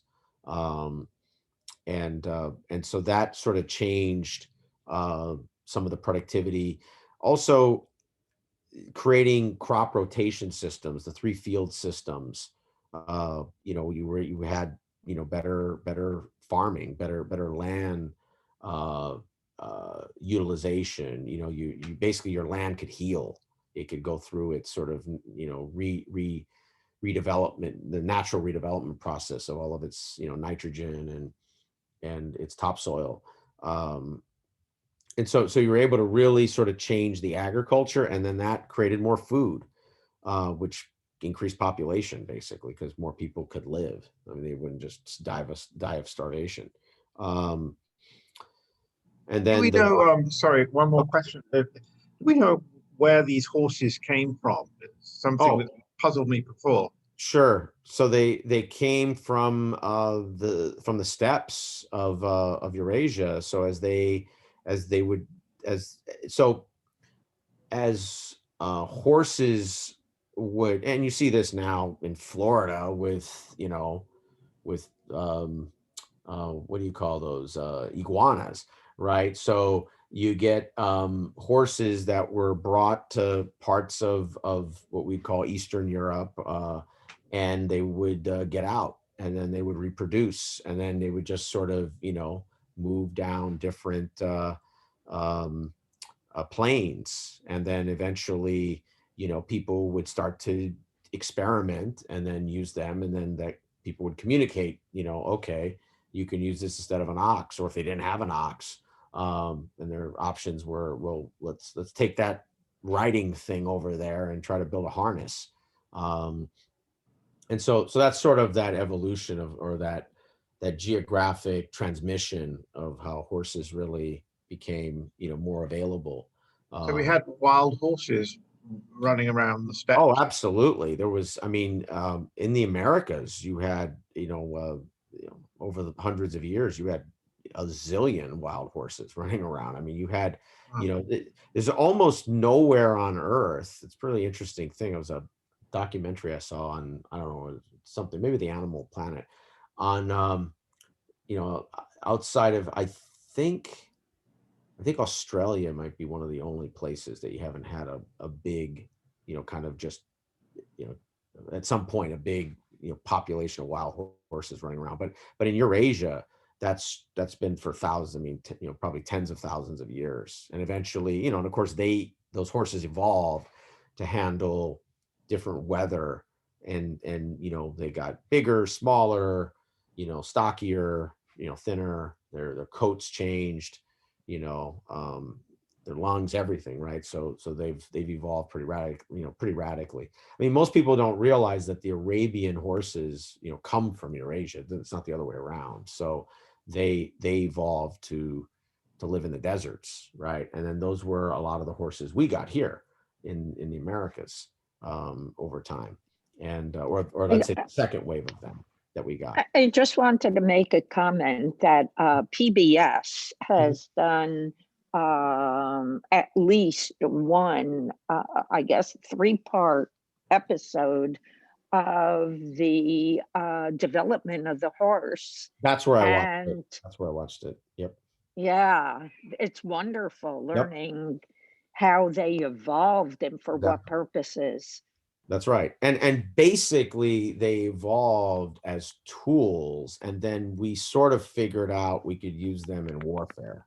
it's sort of like it's not the other way around. So Actually, the horse first was used as food. well, you're right. Fair. That's that fair. was- Food. And Yes. yeah, and then on the steppe, it was found to be much easier to have horses than cattle, for example, Exactly. because horses have natural instincts that allow them to survive in cold weather. Yep. So, for example, a horse has a natural instinct to use its hoof to break through ice to get to the grass underneath. Yep. Cattle don't have that. Yep. And cattle will freeze their noses and starve when there's grass just 2 inches away, but they can't break through a thin crust of ice. No, that's a great point. That's a fantastic point. So in the course of having herds of horses that they use for foods, and this is known basically through the discovery of large deposits of horse bones. Yep. The assumption is that the herdsmen realized that they could ride the horses and massively increase the size of the horse herds that they could manage. And then sometime around, I think it was around 2000 or a little earlier BC, the archaeologists find evidence of bits. They see tooth wear in the remains of horses that indicates that they were bitted. Yeah, no, of course. So, yeah, no, that's a great point. And so ultimately, but if you think about it, obviously people in the steppe had, far more advanced skills than people in Europe did when it came to using animals as sort of tools. Well, but once again, the people of Europe basically got there via the Indo-European. Oh, absolutely. No, were absolutely. the people that brought the horses. No, you're totally right. But my point is that people in the steppe, that the knowledge transmission fell apart, I guess is my point. Versus, what the people in the steppe knew how to do. Is that this sort of rediscovery of it, I guess is my point. There was this, sort of rediscovery of what they could do with the horse. I don't know where you talked about the stirrups, and I'm not sure where the real point about stirrups is the platform saddle. Just the idea that you could put a rope around your horse and hang two things to put your foot in those aren't stirrups, right? The key to stirrups is that you have a saddle that's like a wooden platform that puts the weight on the horse's shoulders rather than on the horse's back. And that distribution of the weight is what allows the horse to carry a larger load and allows you to attach stirrups to it without basically destroying the horse's back. Yeah. I thought that was developed in like Asia Minor. I'm not sure the process by which that got to the West. Well, the platform was developed in Asia Minor, but the stirrups were developed in Europe, basically. So they took the platform, which even to this day in Mongolia, don't worry, I'm not going there. They would use a wood, like literally wood type of a platform. And then, but in Europe, they evolved it to become more leather-based, one that we might recognize.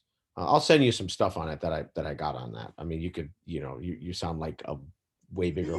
You also mentioned the development of the horse collar.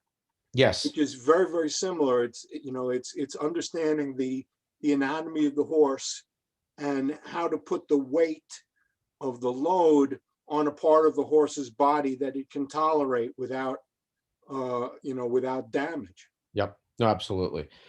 So this development of or this evolution of the people, the agriculture, the towns obviously funneled into the rise of these guilds and leagues, basically, which were fundamentally economic and could drive enormous amount of trade, and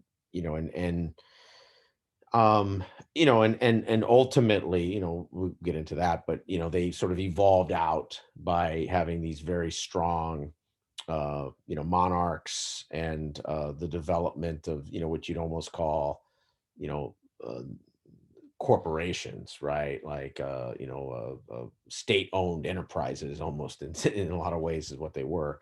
And that's sort of, in some ways, I think the Hansa just kept living. It just, the league didn't exist anymore because it isn't like those people disappeared. They took their, you know, what they did and just had a new channel that they evolved it into.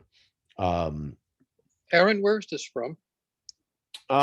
So this stuff is from there's this guy that at UCLA is a friend of mine's friend, who a friend of mine teaches UCLA that I grew up with, and this is from his grad, one of his sort of grad history. What do you call that? Not symposia, but like seminars. Seminar? Yeah. So if you want, I could send it to you if you want. If you want to. Yeah, or post it on the, Yeah. maybe on the, Sure.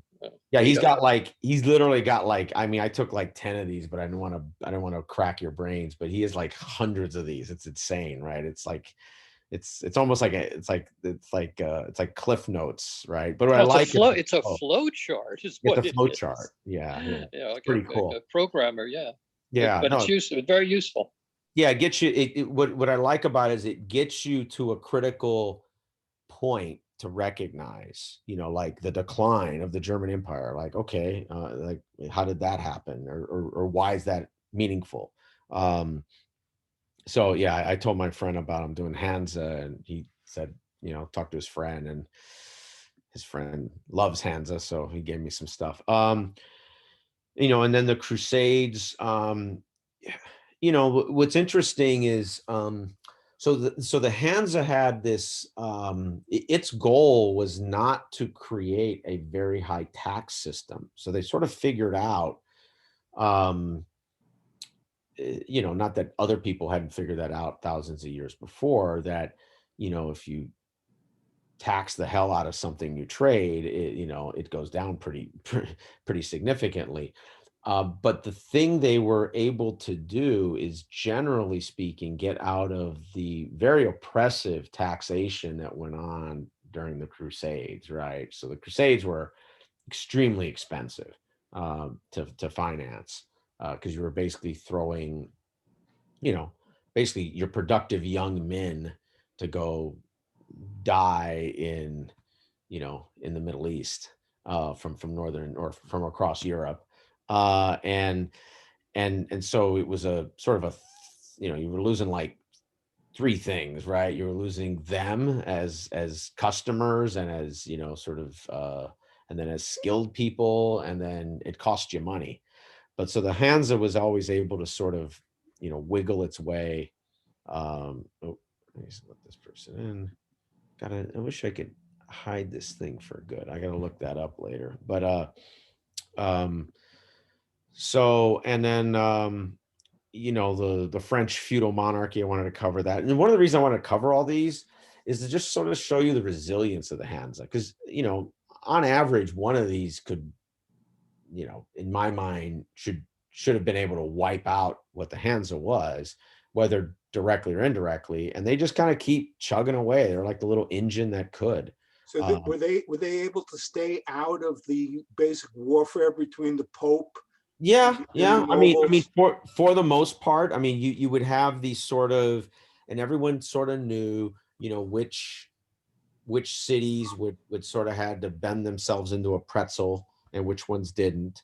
But yeah, I mean, I mean, overall, I mean, given how much everybody else got sucked into it, they didn't get sucked in too much. I mean, there's a couple oddball conflicts. So there's the Dano-Hanseatic War, something I'd really never heard of. It was 1426 to 1435. You know, truly one of like the lamest ones, because it was sort of this, it was actually an important event in Hansa sort of development, because it was sort of, you know, it was very much like the you guys know anything about I definitely want to do this as some other presentation, like the 7 Years War, which was not 7 years, but which was the like 20 plus years, but where you wound up having this sort of diplomatic war, and they all got boxed into sort of the Guns of August, and it was between a bunch of Hansa towns, and they kind of lit each other up a little bit, and then everyone said that was just dumb, and they literally wrote a diet that castigated themselves, which is pretty rare. It's actually amazing they did this, because most countries today don't say, like, by law, that was stupid that we did this, but they basically did that. And people would bring that up for really, the next few hundred years. Anytime someone got a little frosty, they would bring up that Dano-Hanseatic, war, and people would just recognize that's just something they didn't want to do. So, and I don't want to spend a lot of time on this one here. So let's see.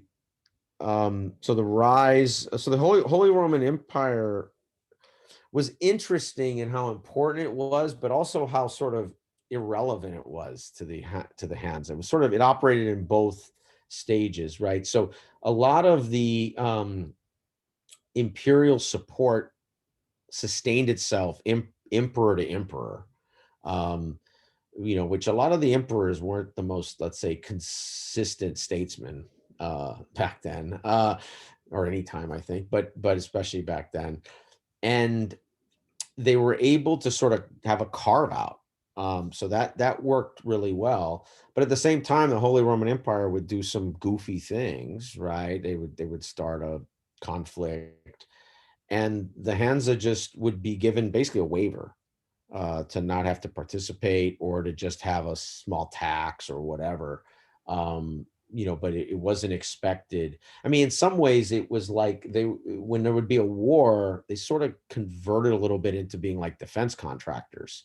Like everyone just sort of recognized, the Hansa is a good thing to have around if there's a war, because they'll make me, war materials. And they're really great craftsmen, so we'll get some of the best war materials, cannons or arch, bows or saddles or whatever, right? All the different implements, just shields, swords, whatever. And actually, one thing that happened is as the Holy Roman Empire sort of fragmented, it actually gave the Hansa an enormous amount of power, because they were this one glue, which everybody, all those little, fragmented into a zillion little pieces. In basically, there's 300 quasi-independent states by 1500, and almost all of those were members of the Hansa, or had an agreement with the Hansa. Basically, I'd probably say 95% of those had that. Could you please, if this is an appropriate time, expand on this Holy Roman Emperor? Yes, expand on how he was appointed and what he did. Well, so yeah, what's interesting about the Holy Roman Empire is that it was sort of an evolution of what Charles Marcel and Charlemagne, and sort of the creation of Rome, like Rome 2.0, that wasn't Byzantium, and I would say sort of self-appointed is probably the best way to, I've always thought of it. But because they completely supported, the bulls from the Pope, and they basically acted, in support of Rome, they codified this imperial, sphere, which, they really grew out of the Franks. So you could argue that that the evolution of the Franks was the Holy Roman Empire of Germany and France. The French didn't call themselves that, but that's basically what they were. They were sort of the Western, like no one called it the Western and Eastern Holy Roman Empire, but that's sort of what it really was. I mean, that's how I've always thought of it. sort of, because they both sanctified Rome and the Pope. They both went on crusade. They, so the only difference is they had an ethno-national definition to themselves, being Germanic, being French, being French. But it sounds like from what you're saying, then they didn't have any authority, power to dictate what went on in a particular state. Well, that's what eventually happened. In the beginning, they had a lot more power because of how they evolved from the Franks. So, which were a much more top down, I mean, even to this day, right? Paris, things run from Paris.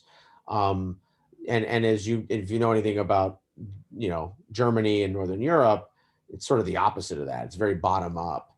And so as it was top down in the first, let's say, few hundred years, which, remember, that was still the feudal period, right? So agriculture and serfdom, I mean, it was still pretty bad. And so you could run things top down pretty effectively because basically it was hell. And so, but as the populations improved, as agriculture improved, as climate improved, as some innovation improved, and as trading started to happen, then the more independent nature that those peoples, I think, have almost always had. And I think most cold weather peoples are like that, just because, you have to be very self-sufficient. So you become very integrated in small groups and towns or in regions. And that sort of took over, and it sort of just expanded like a virus, really, over time. And then the Holy Roman Empire just basically kind of really dissolved. Is what it did. It didn't have this sort of devastating moment, like the Austro-Hungarian Empire, and just got wiped out. Politically, it just sort of, it lost all of its legitimacy and authority and need. Very much like the Polish-Lithuanian Empire, which I want to do one on them one day. They were sort of just chopped up from all the different duchies and fragmented quasi states. Aaron? Yep, go ahead, please. Yeah. Isn't it? Didn't the Holy Roman Empire, wasn't it elective earlier than 1352, which is shown on this chart? Well, it was, you had elective, you had what I would say is partial or components that were elective, but it Yes. wasn't elective across. I guess that would be the right I way. mean, I've done some study. It was a long time ago, but the red box. Yeah, no, I have that. Yeah. Your red box here is basically the reign of the Hohenstaufens. Yes, that's exactly right. And so this is a Frederick, the Hohenstaufen. Yep. Was Frederick first. was a grandson of Frederick of Barbarossa. Yep. But his mother was Norman. Yes. And he inherited her kingdom in Sicily and Lower Italy. And that's really where his heart was. That's where he was brought up. Yep. The Pope was terrified that that Frederick would become the Holy Roman Empire because of his descent from Barbarossa, and the papacy would then be crushed between the Norman Italian from the south and the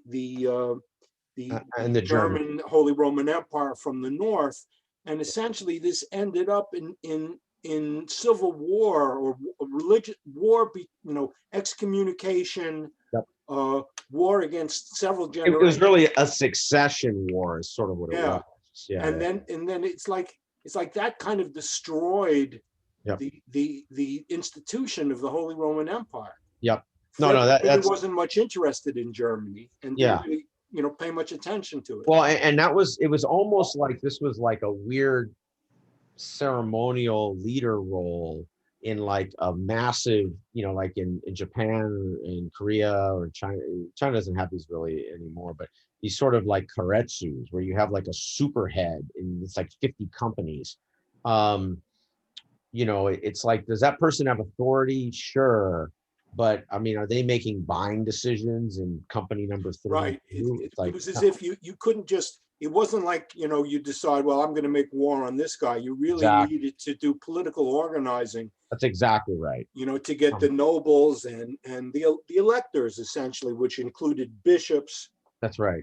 Really what it was, if we're going to be objective, and this is where the Protestant Reformation really, blasted through this, is that basically,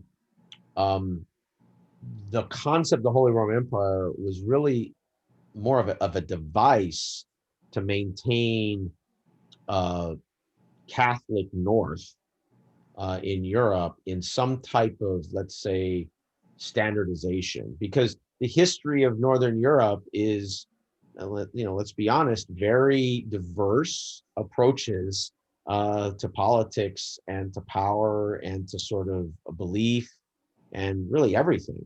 And everyone's always known that for as long as we've known about people from the North, for whatever, 3,000-4,000 years, whatever it's been. And so this was a way to sort of almost put them in a container. It was never that sustainable. And the Hansa basically, you know, brilliantly would navigate this, right? And as you had weakened Holy Roman emperors or weak sort of sub-states, they would jump right in and take advantage of whatever trading relationship that they could, and get their sort of political turnkey toolkit going, and then boom, and then it would just take off from there.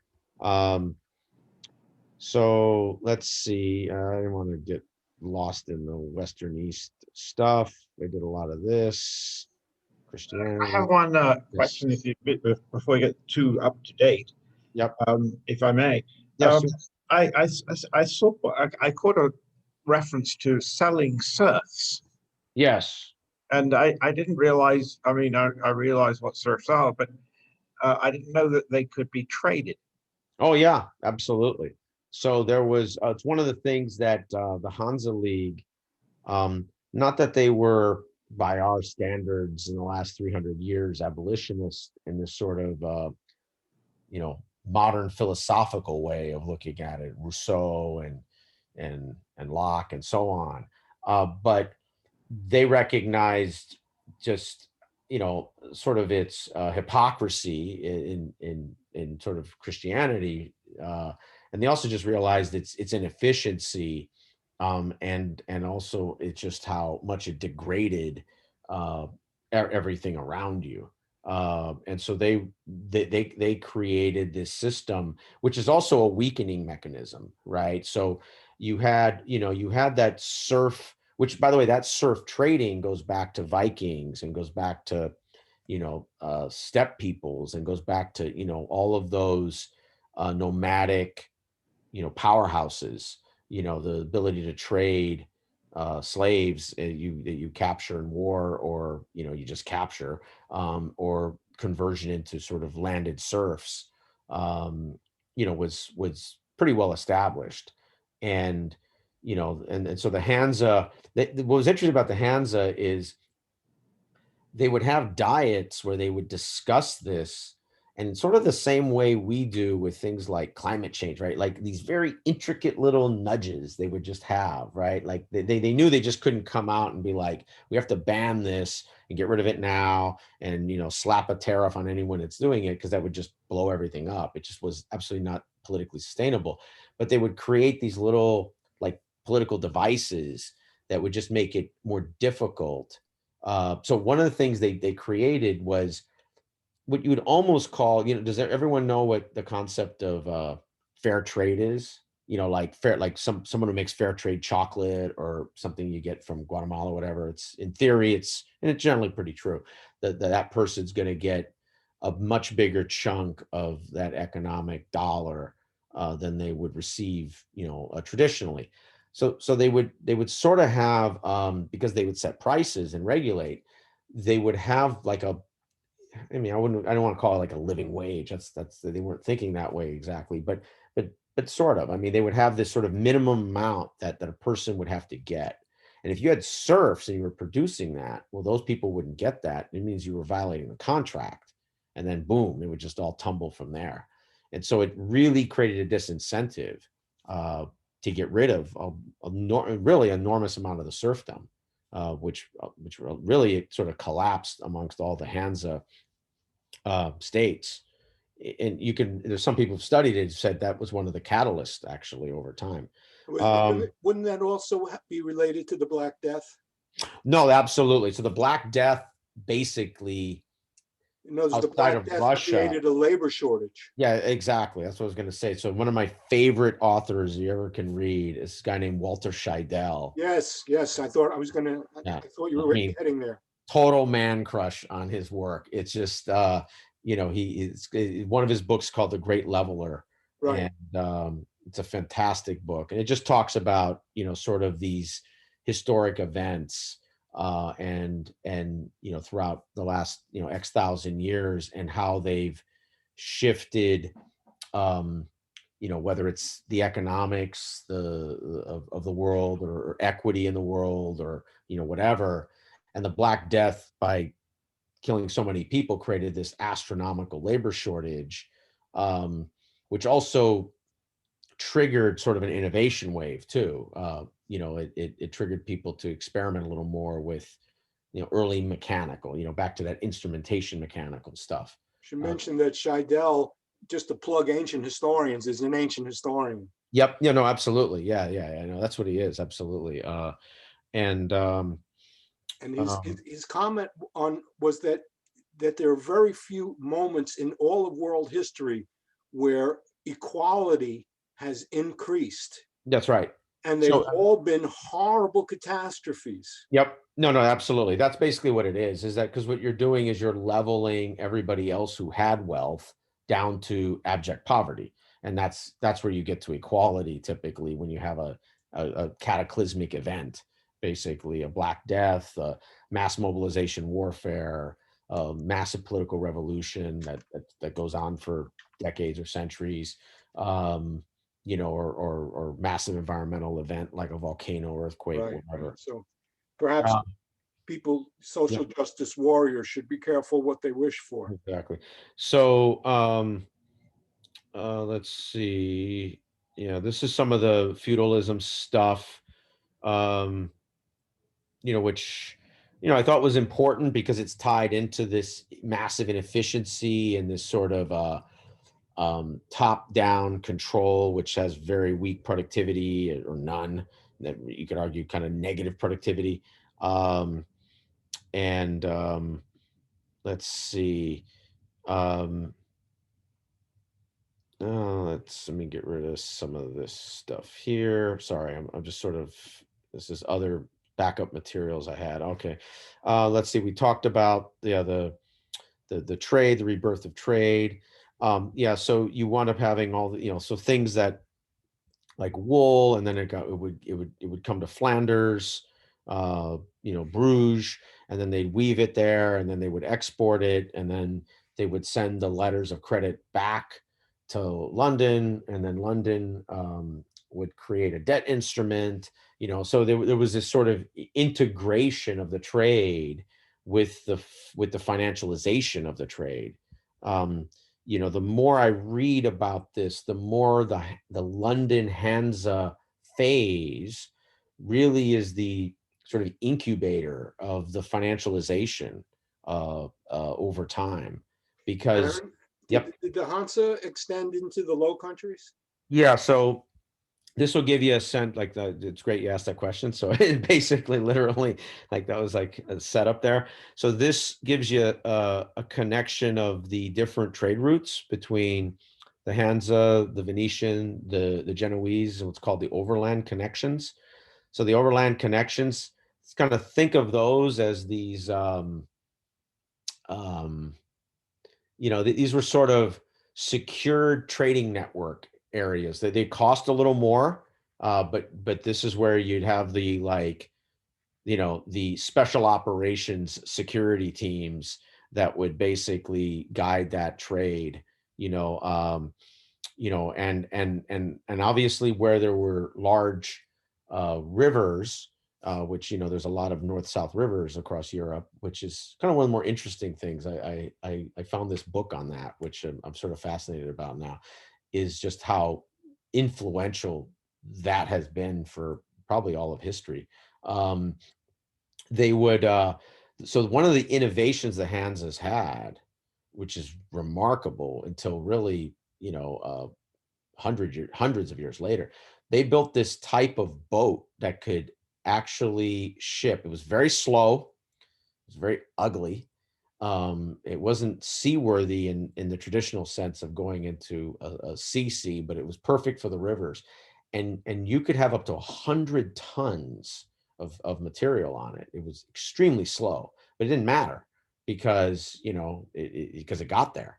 And more often than not, they weren't consistently 100 tons, but you could do tens of tons, which by those standards then, that was super max. If any of you know what super max ships are, right? These new, you know, monsters that can have 10,000 containers on them. I mean, that was the equivalent of what that was for that era. You know, and that could drive, you know, enormous trade flows. And they created signaling systems. So they had these, so this is one thing I read about, which is really fascinating. So those of you that are, you know, practicing Jews, you know what a shofar is, right? That horn. And so they would have basically Jewish merchant marines, is basically what it was, who would blow these shofars as they were, you know, going around bends or going around, you know, at night or whatever. And people knew that there was a boat there, and another one knew it. And you know, it was just like they sort of hacked. And I think that's one of the coolest things about them. I mean, the more you just, every time I read about them, you find out some new hack they had. It was almost like nobody could it was very hard to put a barrier in front of them that they couldn't hack. You know, political one, a topographical one, you know, because they were made up of everybody, right? I mean, so anyone that wanted to hustle and be a tradesperson or a craftsman or whatever. So I wanted to include sort of the Italian piece of this also, because I thought that was important, because these networks, you know, they weren't a single network together, but they acted often like a single network. They would have incredibly, you know, intense competition. Once in a while, it could get violent, but more often than not, it was just very intense. You know, like what you'd almost call dirty business. You know, paying people off. You know, anything went almost. But they never went to war, right? There was never the Italian trading networks versus the Hansa trading networks, which I find actually pretty fascinating. That over, you know, Didn't 500 years. the Genoese and the Venetians go after each other? Yeah, now in Italy, that was completely different. They just tore the hell out of each other. But the Hansa, you know, in some ways, it was almost like well, who was that in who's the famous, I'm totally brain dead on this, who's the famous person in World War One that was selling weapons to all sides? There was someone famous. I want to say they were either English or they were Austrian or something. And Maxim? Krupp. yeah, I think it was Krupp. I think you're right. I think it was Krupp. And so the Hansa sort of operated like that. It's almost like, if you guys want to blast each other, that's great. I'll sell you stuff. Eventually, you're going to run out of blasting, you know, and then we'll get back to what matters, some work. And everyone sort of, you know, so people would, they did make, you know, they would ridicule people who were part of the Hansa League, you know, as being these sort of, you know, what we would call today like corporate hacks, right? Like just people who just cared about, you know, making money and doing trade, and they didn't, you know, stand for anything and things like that. But from everything I've read, the Hansa people could care less. Let's see. We talked about all this stuff. Let's let's see, I'm gonna get to this, the manor system. All right. Yeah, so this was the serfdom, which, you know, was pretty bad. Yes, I like this one, the good old peasant wheel of life. I mean, talk about something to not want to do with the rest of your life is this. This was basically their lives, which was, you know, extremely inefficient if your environment or your inputs or your outputs changed. I mean, so this was just, you know, in a lot of ways, the Hansa system sort of blew this up or not only blow it up, it augmented it and optimized it around the conditions that every agricultural center, and that was a big thing too, is the thing they did is they would put they figured out how to put these towns or allow these towns to sort of evolve around a big agricultural area. And so while you had people who worked on these farms, obviously producing, it gave them a marketplace, right? Which is really the key, right? It's you need a market and you need a way to do distribution that works. That's always the key. It's almost even today, right? Like very little famine in the world is about not having food in a country that has a famine going on. It's almost always the market distribution mechanism is broken or doesn't exist. And so the Hands have figured a lot of that stuff out. Yeah, that was quality of life there. Aaron, how would you evaluate? I mean, is this process the part of turning these things into commodities? Yes, that's absolutely right. So I mean, the feudal basis, the feudal system basically was a model of self-sufficiency. that's right. And their production was not, they were not commodities. They were consumed on the manor. You know, there was some need for trade for things like, as you say, salt and iron and things like that. But by and large, the emphasis was on self-sufficiency. Yep. And No, then you're completely right. The mercantile concept comes along, and things become commodified. Well, it becomes commodified, but there's also the interface to a market mechanism at the same time that co-evolves, right? It doesn't evolve too fast to each other. That's really the key, is it's like a feedback loop between. Well, sure, because you have to have some place and some mechanism Exactly. to sell those commodities. That's right. I agree with Paul. But the other point I wanted to make, and following what you were just saying, is that this process also urbanized significant portions of these countries or emerging countries. The peasants involved in agriculture may have still followed the wheel to a considerable degree. But for the first time, there was another force, social force here that was independent of both the nobility on the one hand and the peasantry on the other. That's right. And it was also the debartification, which is a big deal. So one of the things that you could do is your first, try to get this right. No, your second born son could go into an apprentice program, because people would assume your firstborn son would be older if they lived and take over the farm if they were. And I'm talking about this for people who were agrarian or were farmers. And so you over a small number of generations, you started breaking up this sort of farming agricultural peasant class, and you would have, this blend of middle class, or whatever, lower middle class, whatever that really was, upper poverty, whatever, that would be blended with this abject poverty, and that would start to improve. And then of course, you'd have a little more education, and it would be this sort of feedback loop there. And then I picked some of these oddball, holidays as they had like 50 of these. And I just, cause I figured these are so ridiculous, I wanted to show some of them, Massacre of the Innocents, just like President's Day, right? Or Labor Day. Where is it here? Okay. So one thing that actually shifted, by the way, I love this, right? The monks, would often get 3 gallons of ale a day. I just couldn't imagine, like that's like 30 cans of beer. I mean, it's just like, I don't even know what that is. But it's very practical. It's high caloric. And oh, of course. And the water doesn't get you sick. Exactly. No, I'm not arguing its practicality. I'm just looking at it sort of,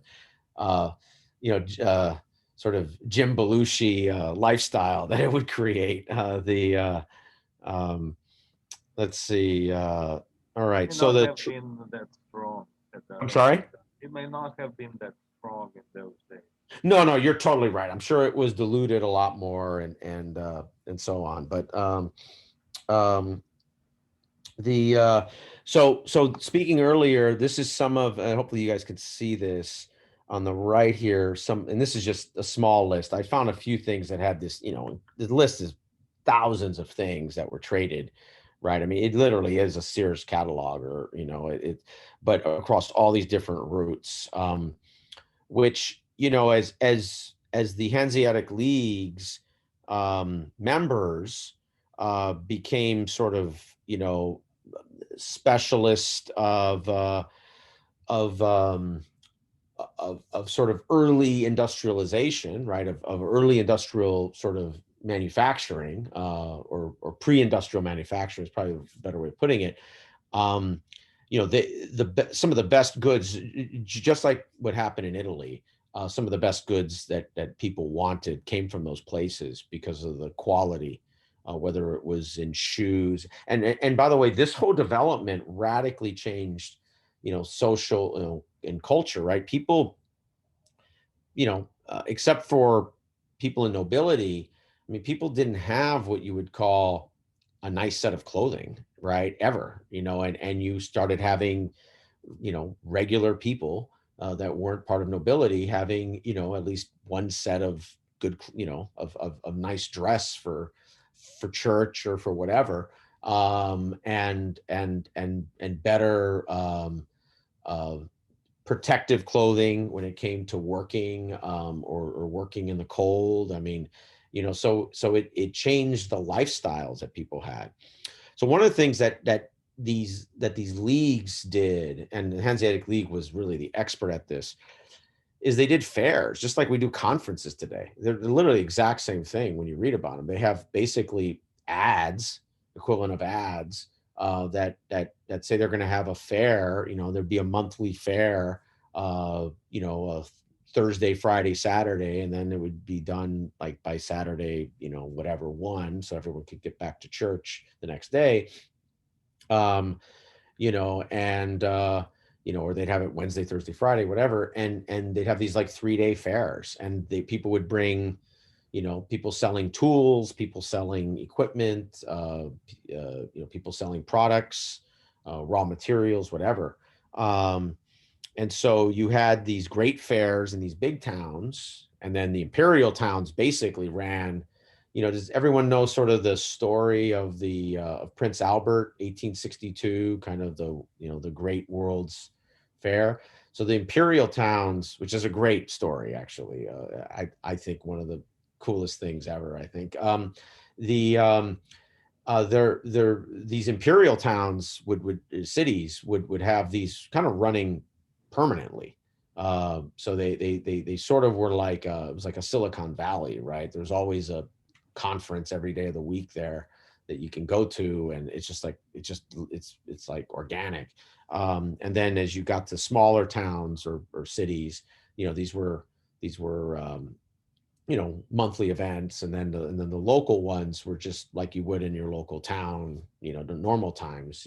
So these were massive communications networks of exchanging signals in the market and what people needed, and and how to sort of tailor and customize and specialize. Which of course you had in Italy, you had in other places in the world too, but the scale of this was just, immense. The thousands going on here. So you had, like we said already, oh, this is annoying. Sorry. So you could see this is kind of cool, like this very integrated way to live. Especially if people are making a lot of things, and then you see the agriculture around it, and it's also a little protective, which places that were more at risk, would be that way. So like this is this is a very, and what's cool about this is that they had because they had horses and stuff obviously to carry things, so they basically had one-way streets. I mean, like very modern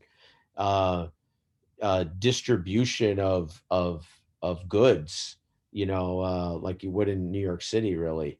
And you'd have the cathedral, and typically you'd have the fair like right in front of it, and then you had everyone living, and basically people lived in adjacent to them if they were a not a heavy industrial sort of specialist or craftsman. That would be their like workshop.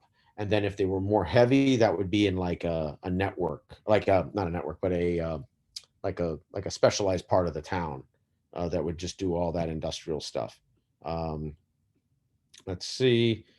All right, and then so people had these like townhouses. All right, I mean it was actually not bad living relative to to that era. So they would have over here would be like the workshop that they would have, and water wheels, windmills. These were everywhere. So that gave them enormous access to power, basically. And let's see, we talked about the trade, urban life. Yeah, I thought you guys would like this one. So this is the only downside, is that sanitation wasn't really good, but that was sort of the trade-off. Let's see. So a couple things that were really the formation of the guilds, the urban growth of centers, the increase in trade, the money, and then there was this, because you had such large money flows, you created basically these early banking, insurance. They didn't yet have the stock companies, but these early banking and insurance sort of structures. And obviously we've evolved from there, but that's something that is a very big innovation, obviously, because you could collateralize credit and extend it, and then expand pretty rapidly, instead of just having a cash and carry barter economy, basically. So let's see, I think talked about all this. This one piece here. Yeah, I think this is important, actually. So the church rules, like the Hansa just blew this up, obviously, right? Because in the church, which was fairly established, right? The concept of usury. This was a big gap in the development of France, or France not being developed, and the Hansa having development. You could argue most of the French countryside was, hundreds of years poorer than many of these Hansa towns, because they just still lived in these very church dominated, early Middle Age kind of existence for, hundreds of years after the Hansa was developed. And a lot of it just comes to this, right? I mean, it just they did, and you could argue to this day there's been that lack of development. So these are some of the goods I wanted to this is just a small little number. Oh, sorry, let me go back. So timber, grain, fish, wool, wines, obviously all kinds of derivatives from these two. Which then pumped all kinds of goods all over the world. And we talked about the Crusaders. So the Crusades brought back all kinds of, so pretty much anything they brought back, the Hansa would turn right around and send basically a, you almost want to think of it as like a trade party to go and try to establish, trade links. And let's see, we talked about the trade routes, and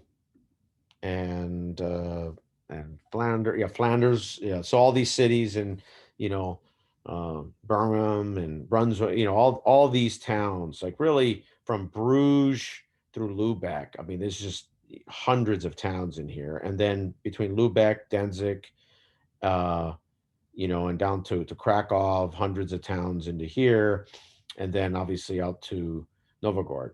So there was, and then the Russian, what we call the Russian one, was still a Hansa town. So you had a huge amount of people that moved there, that lived there. Let's see. We talked about sort of the markets and towns. Let me get to some other stuff. Yeah, so obviously more manufacturing, oops, sorry. So the whole capital process really kicks off. Let's see, all the merch. Yeah. So, by the way, so that was sort of something that was really a new population, right? The merchant and banking families, which, you had the Medicis and the Alfonsos and many others in Italy. So they were all over the place. And that had a direct implication with, people's politics, obviously, and the church. Obviously, the church became much more corrupted, or modernized, maybe in its corruption. I'd probably a better way of putting it. But the population, felt, in many places outside of the Hansa, that this was sort of this big, superstitious, and then they attached Jewish people to it. They attached all kinds of people to it, foreigners, whatever they would, they didn't call them foreigners, but people who were foreign to them, as having this sort of, magical, destructive power over their old ways, etc. Hansa didn't really care about this. It just, they were, it was interesting. They had a certain, it was like a balance between being tone deaf around certain things socially. They just didn't want to be in those fights, but at the same time being very aware of where something might be changing politically. And so they sort of, many of the Hansas, and they basically had what you would almost call playbooks that they would share with each other. Like if you're going to, work with this town, or you're going to, deal with this outside Hansa member, be aware of this. They shared a lot more than I would say almost anybody else. So this is some of the surfing. Oh shoot, it went back again. Sorry about that. Well, I guess you guys know I'm going to buy a robe here one of these days. All right. No, don't. Okay. So this was, we talked about, how the markets kicked off, but the rights of townspeople started to become established, basically. And that, prior to this, basically townspeople had to ask lords to do everything, right? I mean, it was basically a totalitarian micro society that people lived in. And all that just got leveled, basically, because you weren't under the control of a lord. And so that sort of changed, a lot. And then we talked about the guilds, the craft and the merchant guilds. Yeah, like I said, Chamber of Commerce and a union. I mean, it was, it's almost the same. I mean, it really is. And especially the specialized unions that you have, communication workers, iron workers, shipbuilders, etc., electrical, whatever. By the way, Wouldn't the big Aaron, difference there be though that these guilds were the owners? No, that's a very fair point. It's actually a great point there, and I'll get to you, Greg, in a sec. Is that the labor guilds were, and I'll go through this in a second. I know we're over 6, so however, whenever you guys want to Yeah, shut it no, down. I just wanted to know, like, an estimate, like, do you have like a, Whenever you how guys want. I much? mean, No, I but think, do yeah. you have it like maybe 10, 15 minutes Yeah, to sure. go, maybe I half can an shut it. hour to go? I No, no, mean, no. like, I can shut it down in 10, 15 minutes. I think you guys okay, got the let's do it. Yeah. broad gist of it. I have, Yeah. obviously more No, no, material. it's great material. I mean, it's amazing what you prepared. Was all right. Go ahead. Yeah. So, but no. So that's a great point there about they're the owners, and there was a percentage system as you go through the apprenticeship to become a master. So you really, in some ways, had equity. I mean, you could argue to this day, modern labor unions, work councils, some of them a little different in Europe, that have evolved. There's a concept in Spain. It's this sort of advanced co-op work council, which is like a worker-owned entity.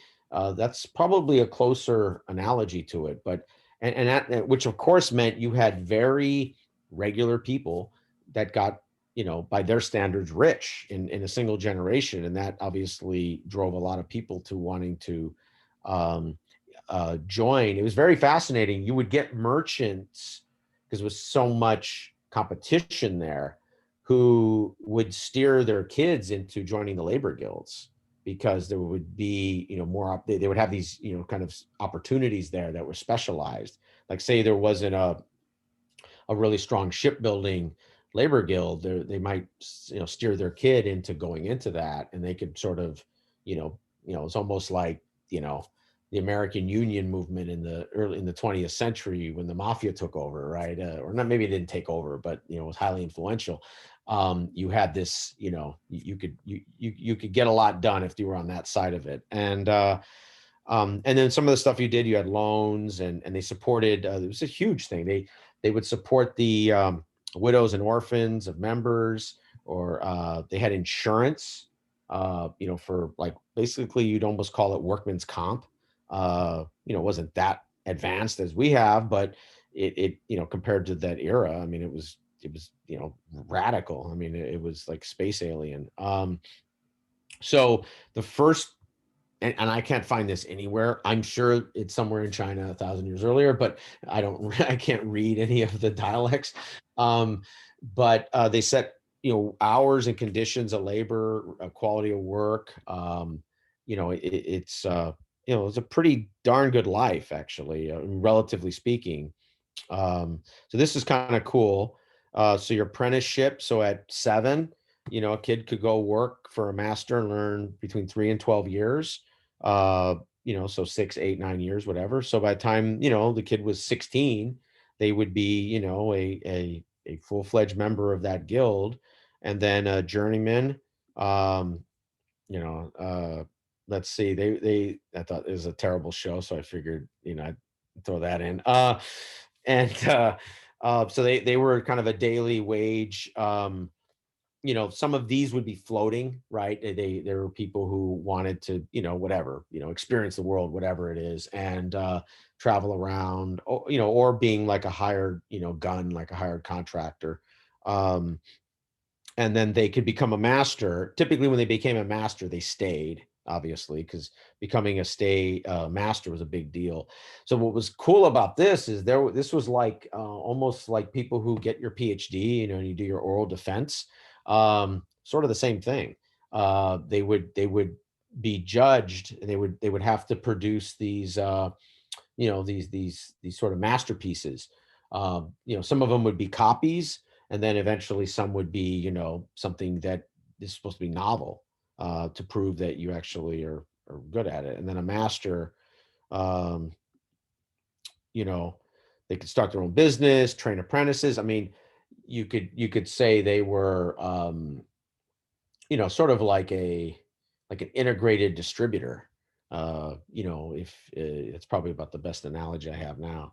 Um, and these people, uh, the merchant guilds were so dependent on the masters. The masters had enormous or could have enormous power, because they, it was like a vertical it was a cartel. Like, let's just be honest, that's what it was. But these cartels for that era had so much output compared to the alternative.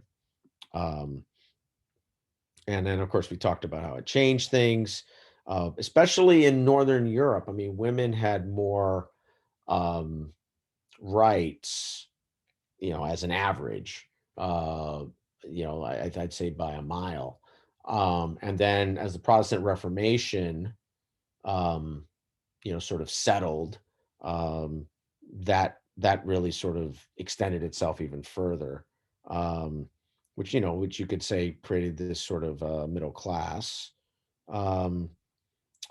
Let's see. Sorry, that's annoying.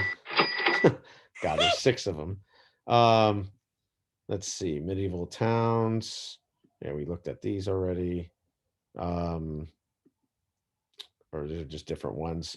So yeah, I mean, you could see, where they'd have this fair here, and even to this day they have those fair. I mean, for those of you that have been across Europe and you go to these, beautiful little funky towns, I love this town in the Netherlands. I've gone to several times, called Barn. It's not a huge town, but it's just a fantastic little town, and it's about everything's 45 minutes from Amsterdam, but it's like 40 minutes on the train or whatever. And and it just has this, the same, downtown that it had whatever a zillion years ago, right by the cathedral. And and you have that's where everybody goes out on, Friday, afternoon at 3 o'clock, and then all day Saturday, whatever. Let's see, I want to show you some of those. Yeah, so the populations, the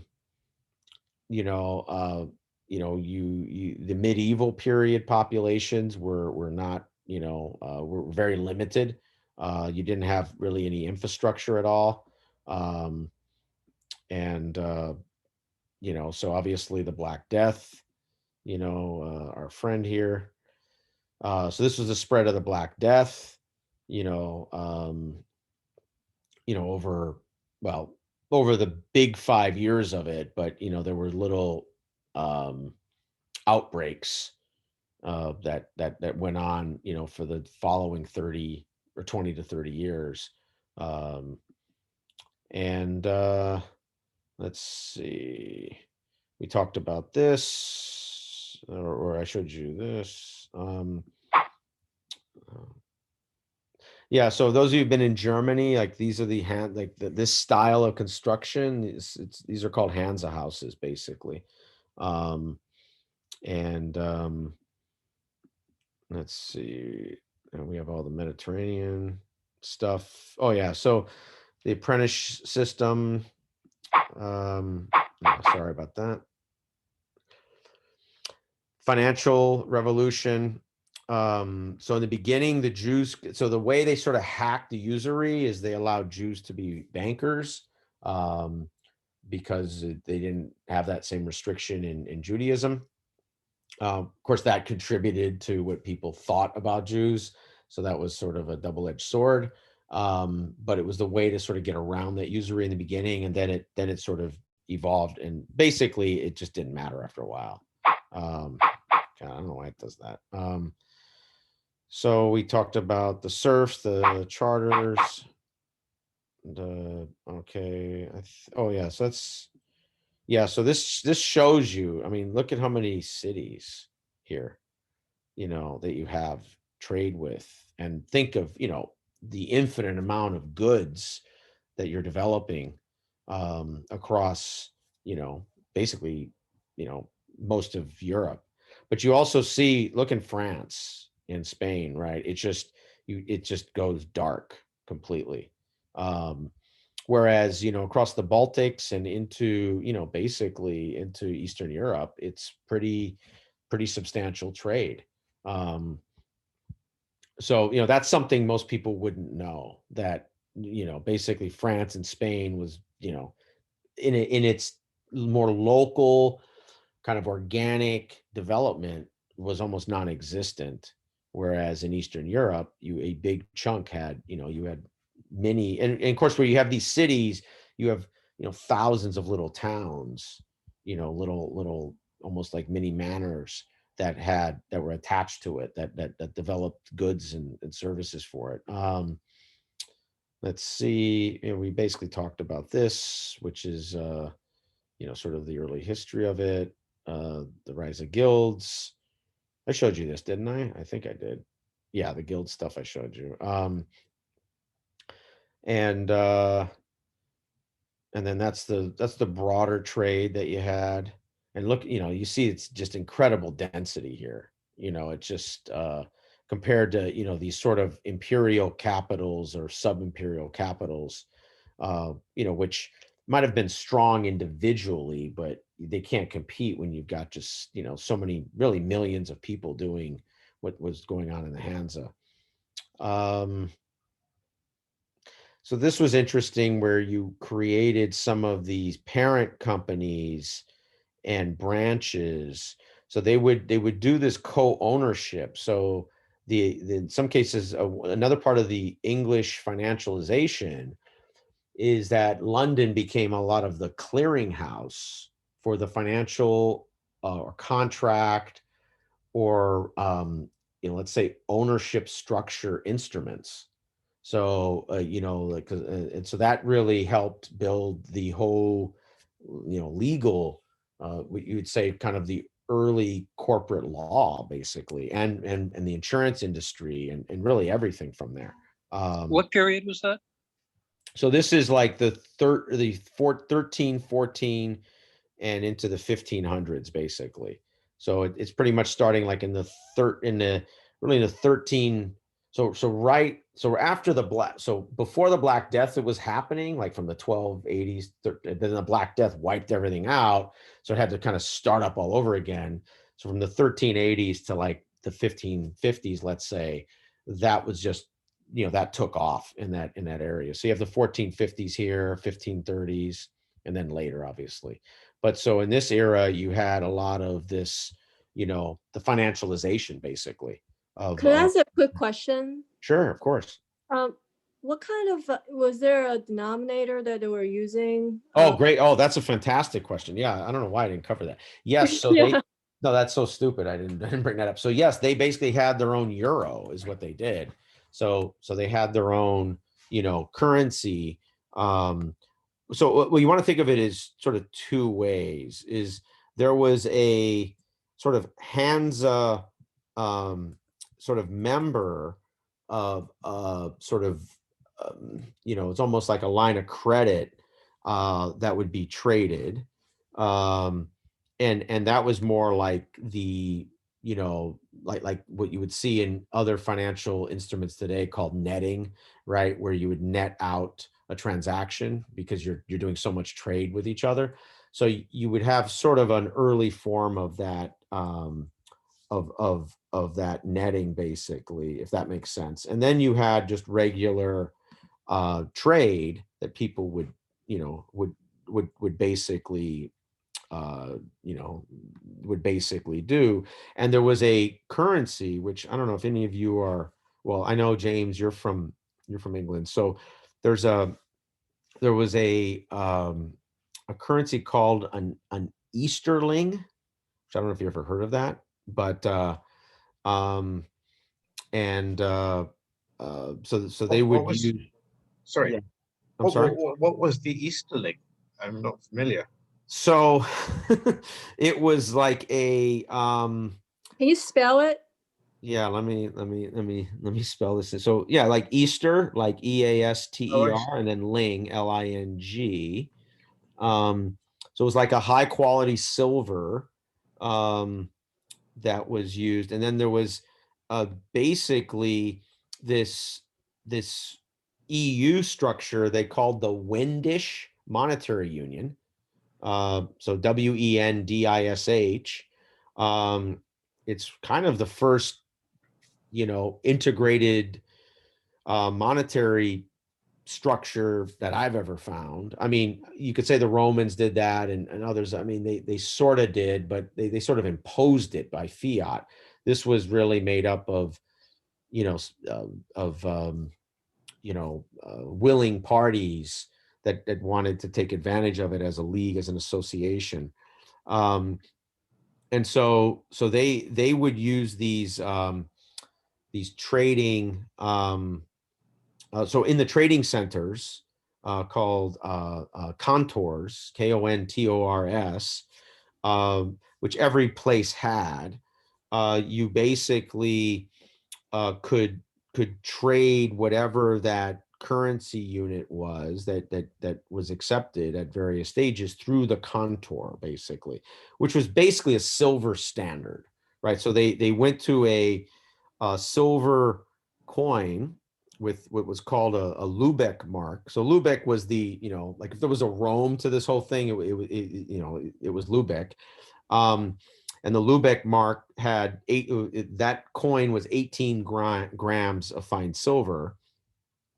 And then it had all 4 member towns, the big founding towns, right? London, Bremen, Novogratz, Lubeck. And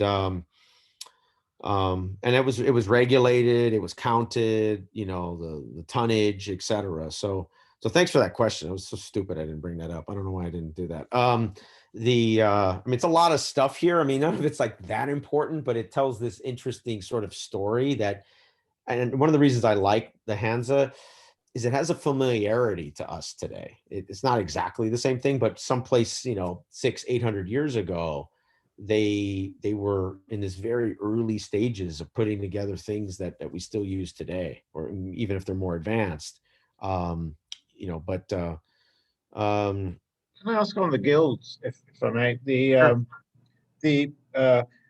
In England there are guilds. Yes. To this day, the Worshipful Company of the whatever it is. Yep. Are they more modern inventions, or do they go back? No, they go directly back. Oh shoot, where is it? The original guild is I forgot where it is in London. Oh, Guildhall, London. Yeah, is the original guild, and that goes directly back. It was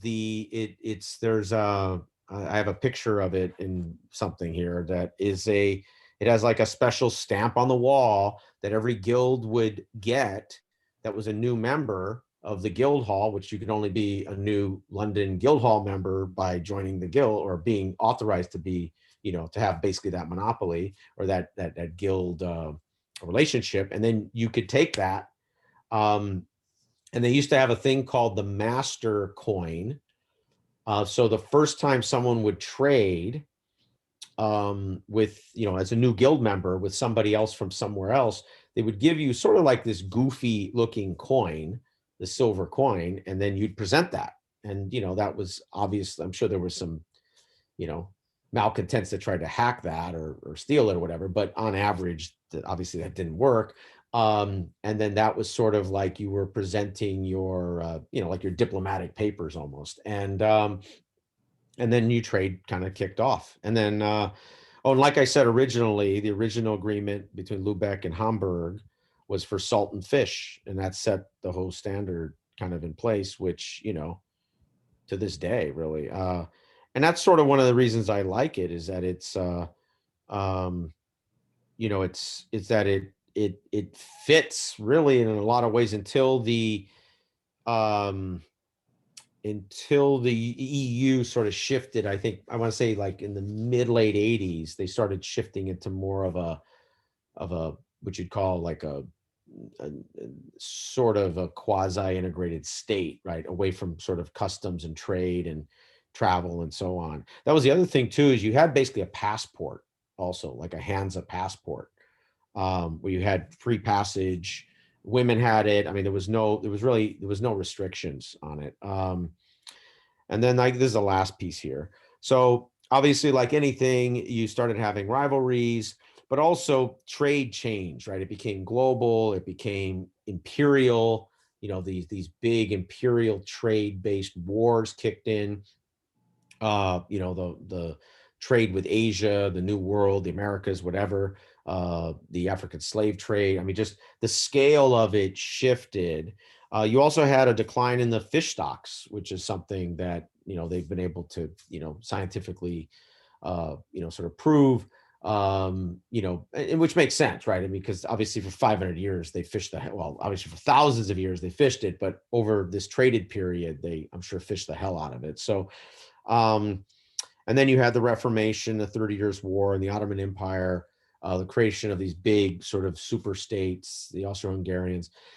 And that sort of broke in the end of the Polish-Lithuanian Empire. You know, it's just, you had this huge wave of events that just sort of crashed into it. And the Hanseatic League, no one attacked it to say, let's defeat it. It just sort of dissipated.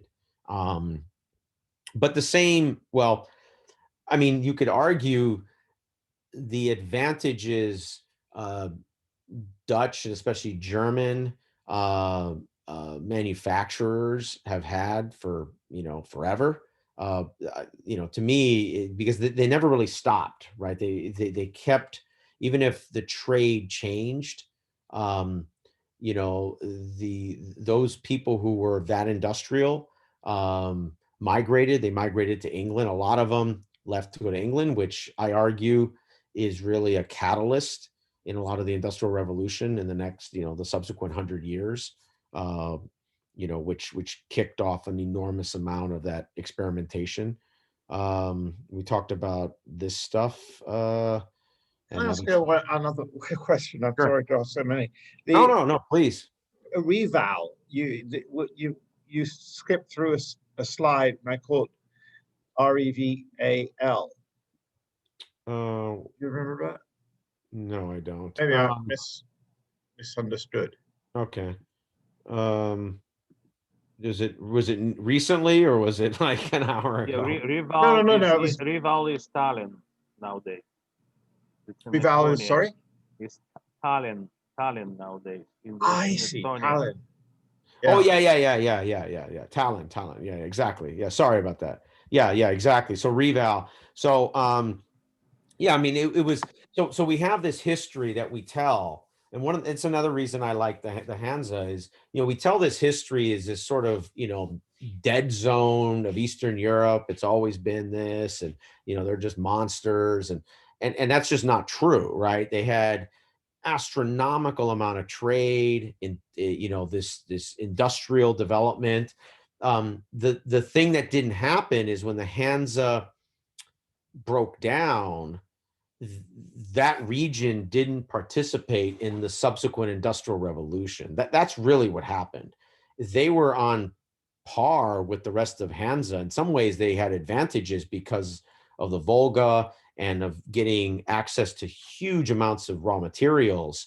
You know, because they were a massive raw material exporter to the West, and then through the trade routes, which they could get from the steppes and from Southern Europe, or from, you know, in essence, the Caucasus, and you know, getting more specialized products from the East.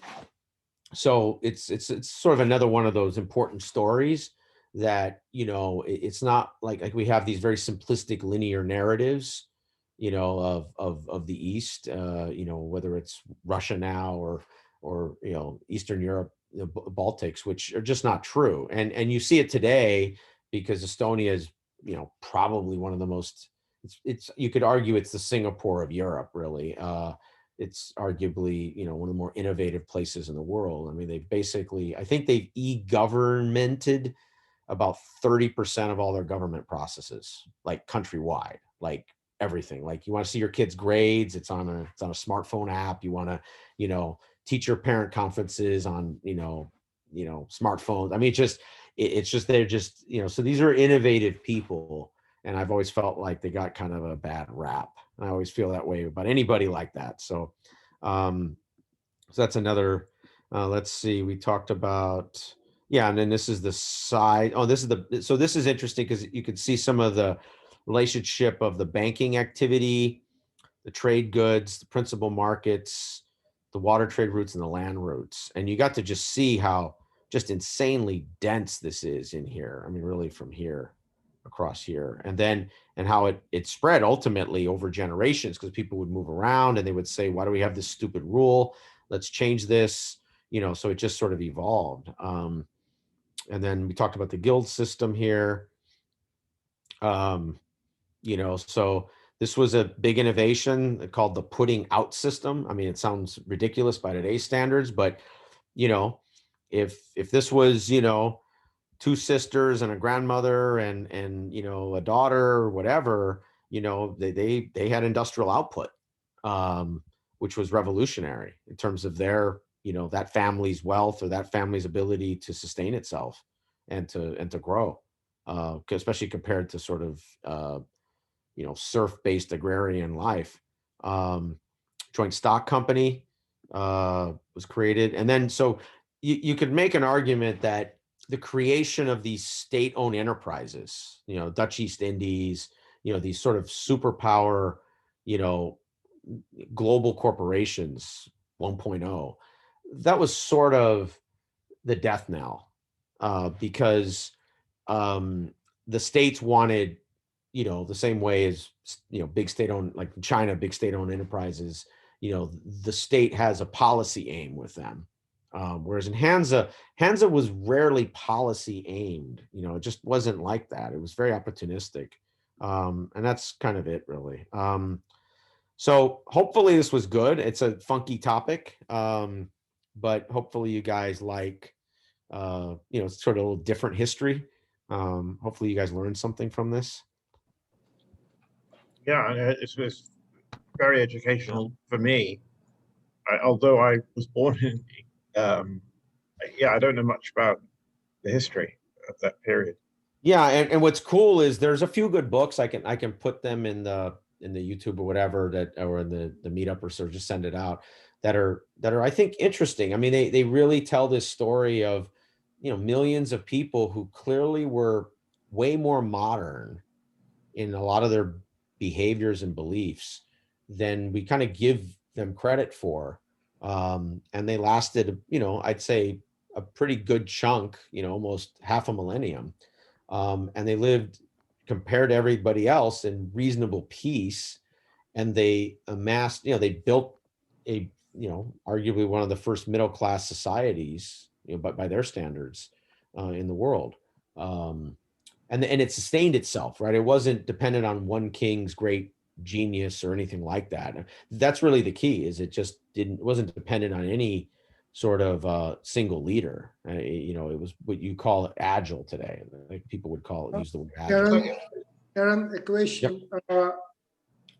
I don't expect there was any significant impact of Reformation in Europe on this, but still. Yeah.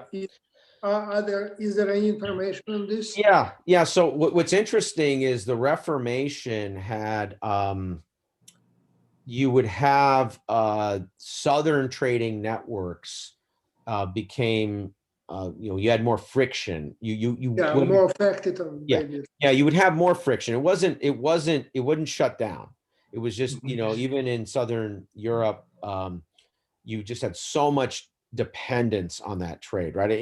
You can almost make a, you know, it's a crude analogy, but it's sort of like US and China trade, right? It's so gargantuan that, yeah, you can have some kind of weird stuff happening, like crazy weird stuff, but they're just such fundamental forces that just becomes really hard. I mean, because at that point, you have to be a truly totalitarian civilization and shut down every single person's known skill. Because if that's what you know how to do, and then the state says you can't do it anymore, it's like, all right, what do I do now? You know, and people are just going to hack. They're going to hack all of these sort of, you know, these systems. So you really, you know, it lasted, you know, I mean, you can make, yeah, I would make a fair argument.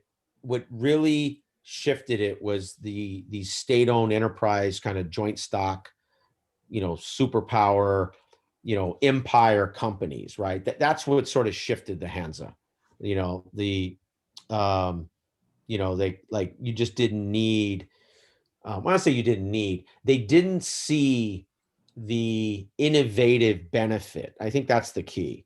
is that they didn't recognize that they had all these little Silicon Valleys, zillions of them, and that they could coexist with these joint stock companies. Because the problem is, once you got these state-owned enterprises, they basically started doing battle with each other, right? They became these sort of tools of the state. And then when that happened, everything sort of changed, really. And then, and then generationally, so one big benefit of that was a huge amount of those people basically went to the House of Hanover, England. I mean, they really sort of shifted, populations to these safer places that they could be guild oriented. And then that really helped the Industrial Revolution. I mean, but the problem with it, to the last point here, sadly, is that it got so concentrated in those places that the rest of Europe didn't get the Industrial Revolution in the same way. And you could argue to this day, most of Europe never created that. Forget about communism coming in, pretend we never had communism. You still wouldn't have had, you'd had more development in the East, of course, and in Central Europe, but it wouldn't look like Hamburg, right? It just, there's no way it would, right? It just, there was a certain sort of feedback velocity that it had, that it was just amazing, really. And I think it concentrated it, really. And the English, and then obviously the English to the US or to the colonies. Yeah, that's how I envision this as well. Yeah, thank you. I have this book, and I'll send it to you also if you're interested. It's really neat. It's on basically the whole Novgorod hands. Novgorod. Okay, thank you. Novgorod, the Hansa. And so that imperial states network, which was really amazing network. I mean, they really did some. It was more like a river, right? Network there. Yeah, no, that's exactly what it was. You could get from Baltic into Novgorod through the river. Yeah, no, it absolutely was. It was almost it was like a resource superpower, is what it was. But at the same time, it didn't just ship, right? It made things. So so almost all the traded goods, because obviously you had the rest of Russia, so they could go out and they could trap for furs and for all kinds of, basically everyone's good winter kit was always from there. That was like status symbols, like you would wear the. Unfortunately, Ivan the Terrible ended it all for Novgorod. Yes, absolutely. All right. So we ran almost 3 hours. Sorry about that. Which is good. Sorry. No. It went pretty well. I mean, good things. Yeah, it was great. Yeah. Go ahead, James. Go ahead. What do we think about language? I mean, was the lingua franca, was Latin ever a lingua franca? I mean, or did they just have a lot of interpreters? They had, they spoke a lot of languages, so it became a thing. So you'd have competitions of kids, like prizes in the village of kids who could, those like goofy things now that you have where kids can, like when your kid was like 5 and they could say hello and goodbye in like 10 little languages from all the different schools. And so they would do that, and they would encourage, because they needed it, this multilingual kind of world, which, it's estimated, I have this literacy thing, that they were absolutely the most literate people in the world at that point. The amount of multi-language, multi-reference, symbolic, communications they had was just off the charts, because they just needed it to trade. And because there were so many people who moved around. So one of the things that happened is you got, so if you ever wonder why there was these different populations in the East that aren't native to the East, it's really the Hansa populations that moved there over hundreds of years. So you'd have a German quarter in, what you would call parts of that far Eastern, Northern Europe. And you would have the same thing in Birmingham or in London.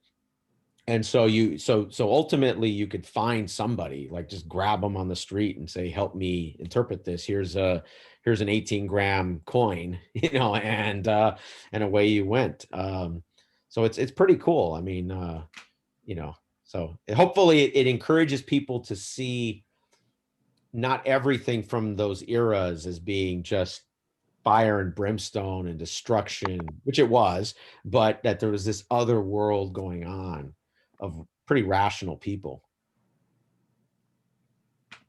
All right. I guess we should probably end by now. Yes. Most of the people. Thank you very much, Aaron. No, You're welcome. really great presentation. Amazing material, all the maps and the explanation kind of No, of brings course. this whole area together. And Very and so everyone go enjoy your pantry or refrigerator, which is basically a Hansa. It's filled with Hansa stuff inside there. So, All right. Okay. So I'm gonna end the whole session then. Okay. Great. Thank you. Thanks, guys. Thanks so much. Take care. Have a nice evening. Yep. Be safe.